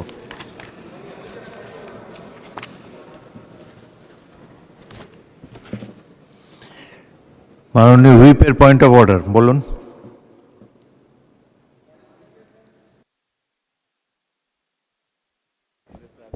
মাননীয় স্পিকার, আপনাকে ধন্যবাদ। আমি আপনার সাহায্য প্রার্থনা করি। 301, আপনি এখনই পারেন সিদ্ধান্ত দিতে। এখানের একজন মাননীয় সদস্য, ওনার বডি ল্যাঙ্গুয়েজ বলেছে যে উনি ইচ্ছাকৃত বলেন নাই। আমার মনে হয়েছে, আমি সাইকোলজির ছাত্র, কিন্তু উনি বক্তব্য রাখতে গিয়ে বলে ফেলেছেন মন্ত্রী টন্ত্রী, কিন্তু এটা আপনার প্রসিডিউর এটা থেকে যাবে। সেক্ষেত্রে কারণে আমি আশা করি টন্ত্রী শব্দটা এক্সপান্স করে দেবেন। মাননীয় স্পিকার, আপনাকে ধন্যবাদ। ধন্যবাদ মাননীয় হুইপ। তন্ত্রী এক্সপান্স হলো। এবার বিশেষ অধিকার প্রশ্নের নোটিশ। আজকে দিনটা চিফ হুইপ পানি সম্পদ মন্ত্রী তাদের দখলে। বলুন। গত 12 তারিখে আমাদের সংসদ হওয়ার কথা ছিল, সেদিন আমরা বন্ধ দিয়েছি। সে কারণে গত 12 তারিখে কোনো বিষয় উত্থাপিত হয়নি। মাননীয় সদস্যবৃন্দ, বিশেষ করে প্রশ্নোত্তর আপনি টেবিল হোক, কিন্তু 71 বিতে যারা মাননীয় সংসদ সদস্যদের যেসব আপনি নোটিশ গ্রহণ করেছেন, মাননীয় স্পিকার পরবর্তী দিনে বা কোনো একটা সময় সেগুলো যদি গ্রহণ না করেন তাহলে এগুলো ল্যাপস হয়ে যায়। এইটা যদি আপনি টাইমটা কন্ট্রোল করে যদি তাদের দেন তাহলে তারা উপকৃত হবে। আমি সকলের জন্যই বলছি। আচ্ছা, ধন্যবাদ। আমরা বিষয়টি নিশ্চয়ই বিবেচনা করব। এখন বিশেষ অধিকার প্রশ্নের নোটিশ এসেছে 164 বিজিতে। মাননীয় সদস্যবৃন্দ, ত্রয়োদশ জাতীয় সংসদের চলতি অর্থাৎ প্রথম অধিবেশনে বিশেষ অধিকার প্রশ্নে মোট 6টি নোটিশ পাওয়া গিয়েছে। তার মধ্যে সাইদুদ্দিন আহমদ হানজালা মাদারীপুর 1 এর 3টি একই বিষয়ের নোটিশ সহ 4টি নোটিশে নিষ্পত্তি করা হয়েছে। বাকি 2টি নোটিশের সিদ্ধান্ত আজ সংসদকে অবহিত করব। নোটিশ দুটি দিয়েছেন মাননীয় সদস্য মোহাম্মদ মুজিবুর রহমান, রাজশাহী 1। তিনি তার চতুর্থ নোটিশে উল্লেখ করেছেন, মাননীয় সংসদ সদস্যবৃন্দ অনেক প্রশ্ন ও অধিকার সম্পর্কে প্রশ্ন জমা দিয়ে থাকেন, কিন্তু যখন একটি প্রশ্ন আপনার টেবিলে গ্রহণ করা হয় তখন কোনো বিষয়ের কারণে একটি বিষয় নিয়ে আলোচনা শুরু করে দেন। কোনো বিষয়ের কারণে একটি বিষয় নিয়ে আলোচনা শুরু করে দেন। মাননীয় স্পিকার কিছুক্ষণ পর আপনি বলেন আপনার বিষয় তো এটা ছিল, তখন তিনি যেমন লজ্জিত হন তিনি অনুতপ্ত হন। 71 বিধিতে 2 মিনিট করে বক্তব্য 15 জনের কাছে তাদের বিষয় সংক্রান্ত কাগজের একটি কপি দিলে বিষয়টি সুন্দর হয় এবং এ ধরনের অধিকার প্রতিষ্ঠিত হয়ে যায়। যদি মেহরবানি করে প্রতিদিন 1 ঘন্টা করে সময় দিয়ে 30 জন সদস্য কথা বলার সুযোগ পেলে নতুন সংসদ সদস্যজন খুশি হতে পারেন। মাননীয় সদস্য, নোটিশের বিষয়টি বিশেষ অধিকার প্রশ্নের সাথে সম্পর্কিত নয়। মাননীয় সদস্যদের বিষয়টি কার্যপ্রণালী বিধি সংশোধন হলে বাস্তবায়ন সম্ভব। এমত অবস্থায় যিনি কার্যপ্রণালী বিধি সংশোধনের জন্য নোটিশ প্রদান করতে পারেন তিনি। তাই মাননীয় সদস্যের নোটিশটি বিশেষ অধিকার ক্ষুণ্ণের প্রশ্ন হিসাবে গ্রহণ করা গেল না বলে দুঃখিত। মাননীয় সদস্য জনাব মোহাম্মদ মুজিবুর রহমান, রাজশাহী 1 তার অপর নোটিশে তিনি বলেছেন, মাননীয় সংসদ সদস্যগণ সংসদ কক্ষে নিজ নিজ আসনে বসা নিয়ে মাননীয় স্পিকারের দৃষ্টি আকর্ষণ করেছেন। তিনি সংবিধান ও কার্যপ্রণালী বিধি অনুযায়ী সদস্যদের নিজ নির্ধারিত আসনে বসা বাধ্যতামূলক। বিষয়টি সকল সংসদ সদস্যকে অবহিত করার জন্য তিনি অনুরোধ করেছেন। এই প্রশ্নটিও মাননীয় সদস্যের নোটিশটি বিশেষ অধিকার প্রশ্নের সাথে সম্পর্কিত নয়। জরুরি প্রয়োজন ছাড়া সংসদ সদস্যবৃন্দকে নিজের আসন ব্যতীত অন্যের আসনে অবস্থান না করার জন্য অনুরোধ জানাচ্ছি। এমত অবস্থায় মাননীয় সদস্যের নোটিশটি বিশেষ অধিকার ক্ষুণ্ণের নোটিশ হিসাবে গ্রহণ করা গেল না। তবে মাননীয় সদস্যবৃন্দ নিজের আসনে বসে থাকবেন, অন্যের আসনে বসাটি সংসদের বিধির খেলাপ।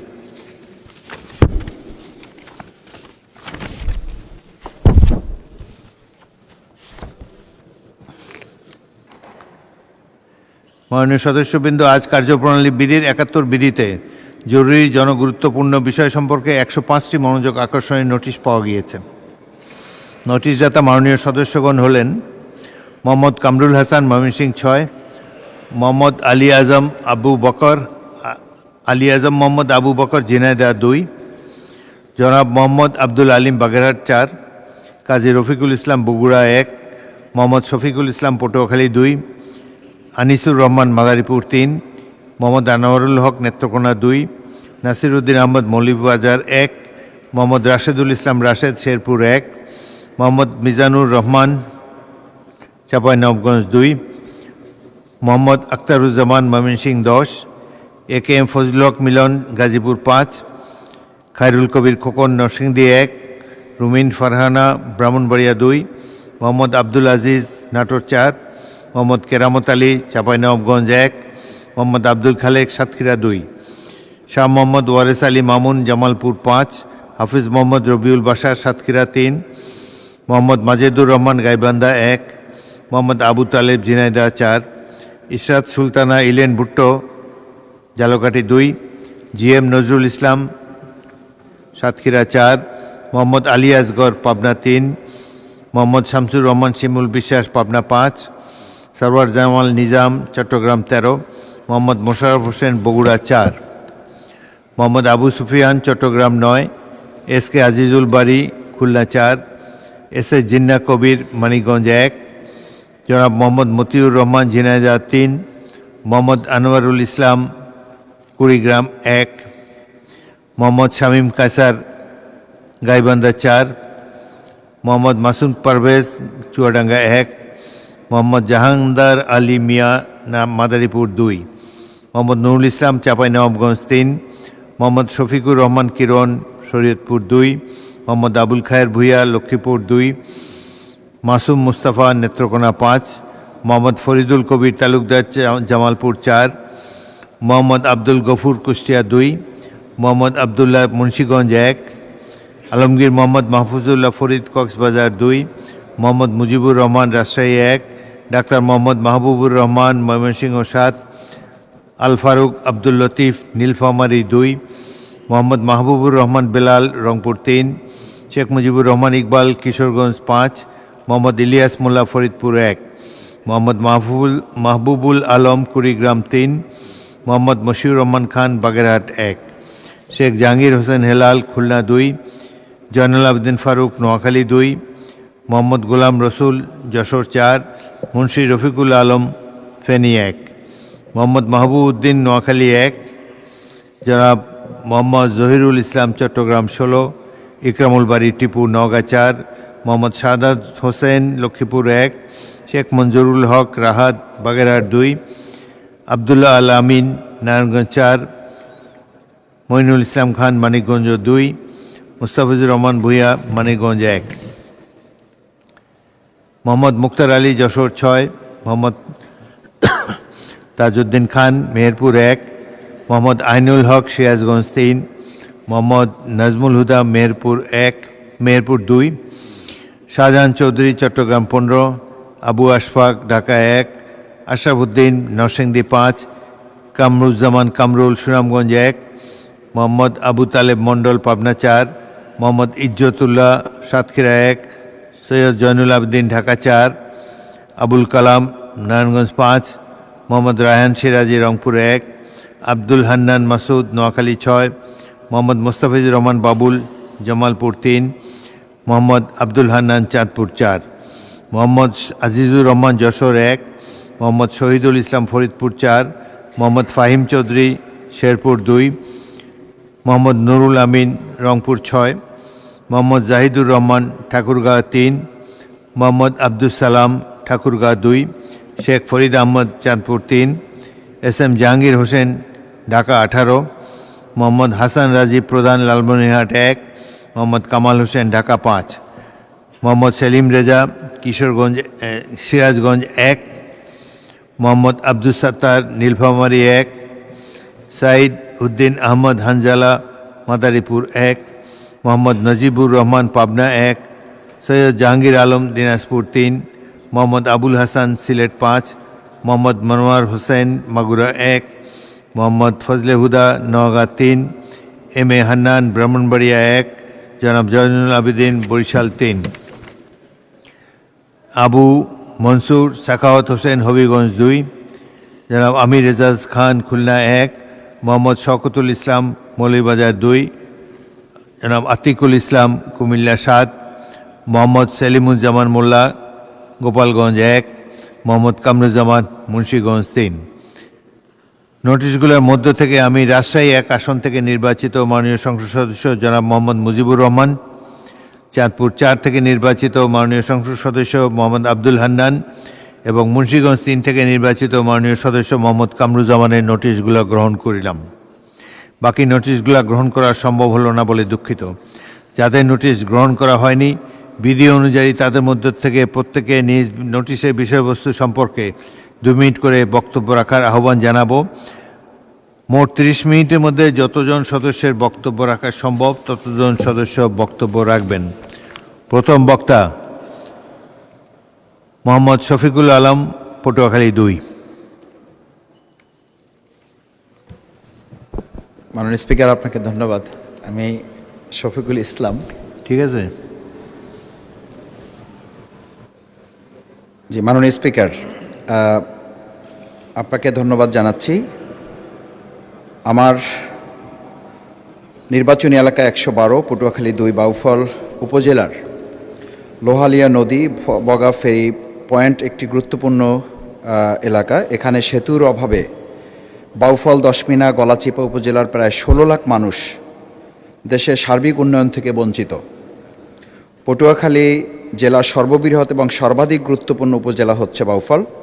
এই উপজেলায় রয়েছে দেশের প্রাচীনতম বাণিজ্যিক এলাকা কালাইয়া ও কালীশ্বরী বন্দর সহ বেশ কয়েকটি গুরুত্বপূর্ণ বন্দর।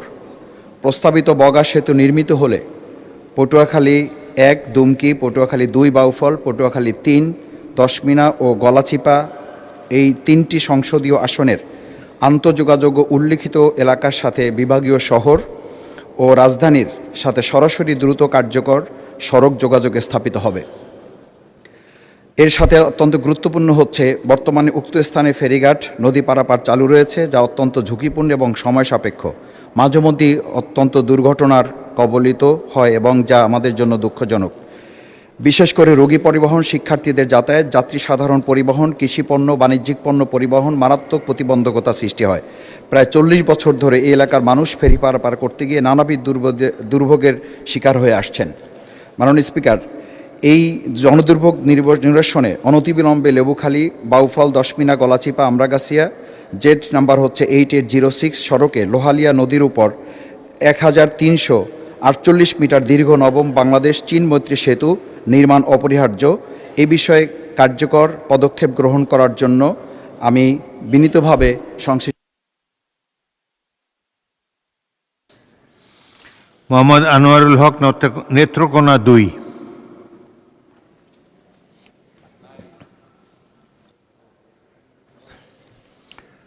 মোহাম্মদ আখতারুজ্জামান, ময়মনসিংহ 10।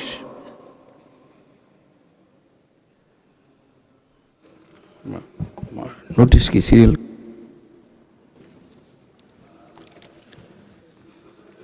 কি নোটিশ? 2 নম্বর মোহাম্মদ আনোয়ারুল হক, নেত্রকোনা 2। আপনি মিস হলো কিভাবে? নোটিশটা কি ছিল দিতে জানি কি বলে? হ্যাঁ,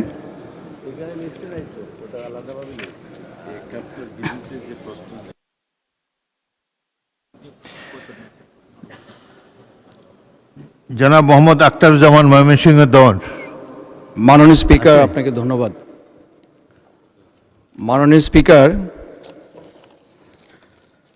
আমি মাননীয় কৃষিমন্ত্রী অনুগ্রহ করিয়া বলিবেন কি, আমার নির্বাচনী এলাকা ময়মনসিংহ 10 গফরগাঁয়ের কৃষকদের উৎপাদিত পণ্যের পচন রোধ, দীর্ঘমেয়াদী সংরক্ষণের মাধ্যমে কৃষকদের ন্যায্য মূল্য নিশ্চিত করিতে একটি কোল্ড স্টোরেজ হিমাগার নির্মাণের কোনো পরিকল্পনা সরকারের আছে কিনা, থাকিলে কবে নাগাদ তা বাস্তবায়ন হইবে?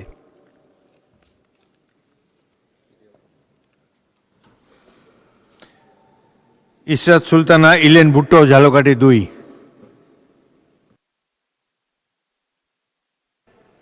মাননীয় স্পিকার, আপনি ধন্যবাদ। আমি ইসরাত সুলতান, ইলেন ভুট্টো, 126 ঝালকাঠি 2। মাননীয় স্পিকার, আমি প্রথমেই ধন্যবাদ দেব আমাদের বাংলাদেশের প্রধানমন্ত্রী জনাব তারেক রহমানকে, যিনি আমাকে 2026 আমাকে নমিশন দিয়েছে, বিপুল ভোটের ব্যবধান রেখে আমাকে ঝালকাঠি নলছিটির সোনার মানুষ এমপি বানিয়েছেন। এই জন্য আমি ঝালকাঠি নলছিটির সোনার মানুষদের প্রতি কৃতজ্ঞ। মাননীয় স্পিকার, আমার প্রতি দলের আস্থা এবং জনগণের ভালোবাসার কারণে এই মহান সংসদে আমি আসতে পেরেছি। মাননীয় স্পিকার, এই 17 বছরে যারা প্রাণ দিয়েছে আত্মবরণ করেছেন, তাদের বিশেষ সময় বিশেষ মুহূর্তে আমি তাদের আত্মার মাগফিরাত কামনা করছি। মাননীয় স্পিকার, 2000 সালে আমার স্বামী মরহুম জুলফিকার ভুট্টোর অকাল মৃত্যুতে আমাকে 2001 সালে ম্যাডাম খালেদা জিয়াকে আমাকে নমিশন দিয়েছে। আমাকে সেই সময় আমি 2001 সালে নির্বাচিত হয়েছি, 2026 হয়েছি। আমি জালখাড়ি নলছিটি সোনার মানুষই বলবো। আমার স্বামীকে তিনবার সংসদে নির্বাচিত করেছে, আমাকেও 2 বার। মাননীয় স্পিকার, আমি এই সোনার মানুষদের কৃতজ্ঞতা জানাই, কিন্তু দুঃখ লাগে মাননীয় স্পিকার, যখন সোনার মানুষদের মুখের দিকে তাকাই, না আছে উন্নয়নের, বিগত সরকারের সময় কোনো উন্নয়ন হয় নাই, হয়েছে লুটতারাজ। এই নদী খর্মে বিলীন হয়ে যাচ্ছে জালকাঠি নলছিটিবাসী। তারা ট্যাক্স দেয় সরকারকে, কিন্তু তারা কোনো সুযোগ সুবিধা পাচ্ছে না। এখানে মাননীয় প্রধানমন্ত্রী আছে, মন্ত্রী আছে, পানি সম্পদ মন্ত্রী, তাকে আমি বলবো বিগত দিনের সরকারের সেই ট্যাক্স মাফ করে নূতন করে ট্যাক্স দেওয়া হোক। মাননীয় স্পিকার, আপনার ধন্যবাদ। আপনি আমার জন্য দোয়া করবেন, আমার সোনার মানুষদের দিকে সবাই ইনশাল্লাহ খেয়াল রাখবেন। সবাই ধন্যবাদ। মাননীয় স্পিকার, আসসালামু আলাইকুম।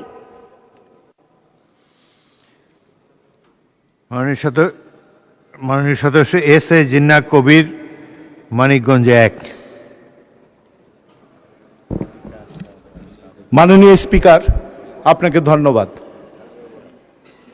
আমি আমার নির্বাচনী এলাকার সবচেয়ে বড় যে সমস্যাটি বারবার বলে যাচ্ছি, ইতিমধ্যে আমার নির্বাচনী এলাকার 3টি উপজেলা, দৌলতপুর, ঘিওর এবং শিবালয়, 3টি উপজেলায় ভিতর দিয়ে নদী প্রবাহিত। ইতিমধ্যে আমার এই প্রান্তিক জনগোষ্ঠীর মানুষ ব্যাপক হারে নদী ভাঙনের শিকার হচ্ছে। আমি মন্ত্রী মহোদয়ের কাছে, পানি মন্ত্রী মহোদয়ের কাছে বারবার ডিও দিয়ে যাচ্ছি, বারবার আবেদন করে যাচ্ছি, এবং ভাঙার যে ব্যাপক ভাঙন, এই ভাঙনগুলো তুলে ধরার চেষ্টা করে যাচ্ছি। আপনার মাধ্যমে মন্ত্রী মহোদয়ের কাছে আমি জানতে চাচ্ছি যে অতি দ্রুত এই প্রান্তিক মানুষের চাষের জন্য ছোট্ট একটি জমি, বসবাসের জন্য ছোট্ট একটি ঘরকে রক্ষা করার জন্য বিশেষ কোনো জরুরি ভিত্তিতে ব্যবস্থা নেবেন কিনা এবং নেওয়ার জন্য আমি আবেদন জানাচ্ছি। ধন্যবাদ আপনাকে। মোহাম্মদ শামীম কায়সার, মাননীয় সদস্য গাইবান্ধা 4। জনাব মোহাম্মদ ফরিদুল কবির তালুকদার, জামালপুর 4।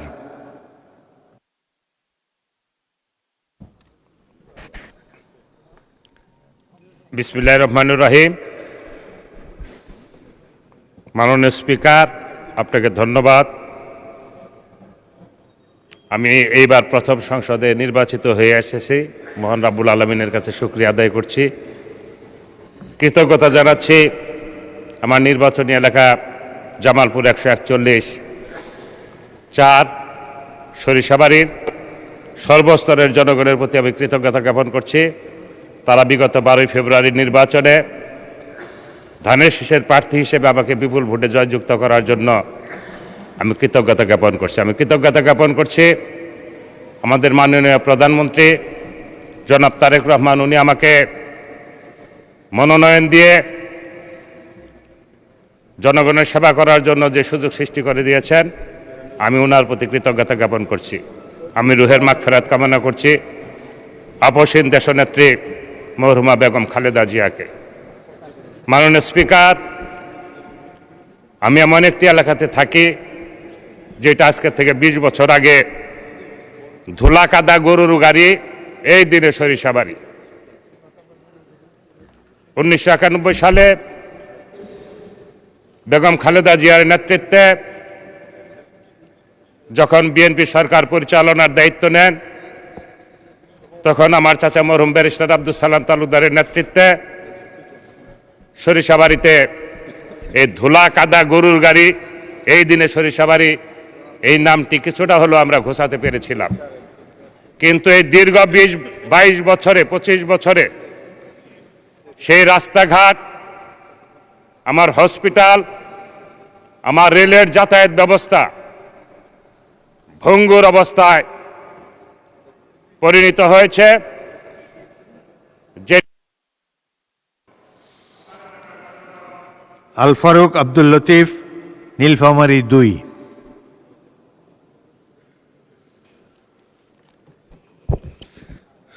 মাননীয় স্পিকার, আপনাকে ধন্যবাদ। আসসালামু আলাইকুম রহমতুল্লাহ।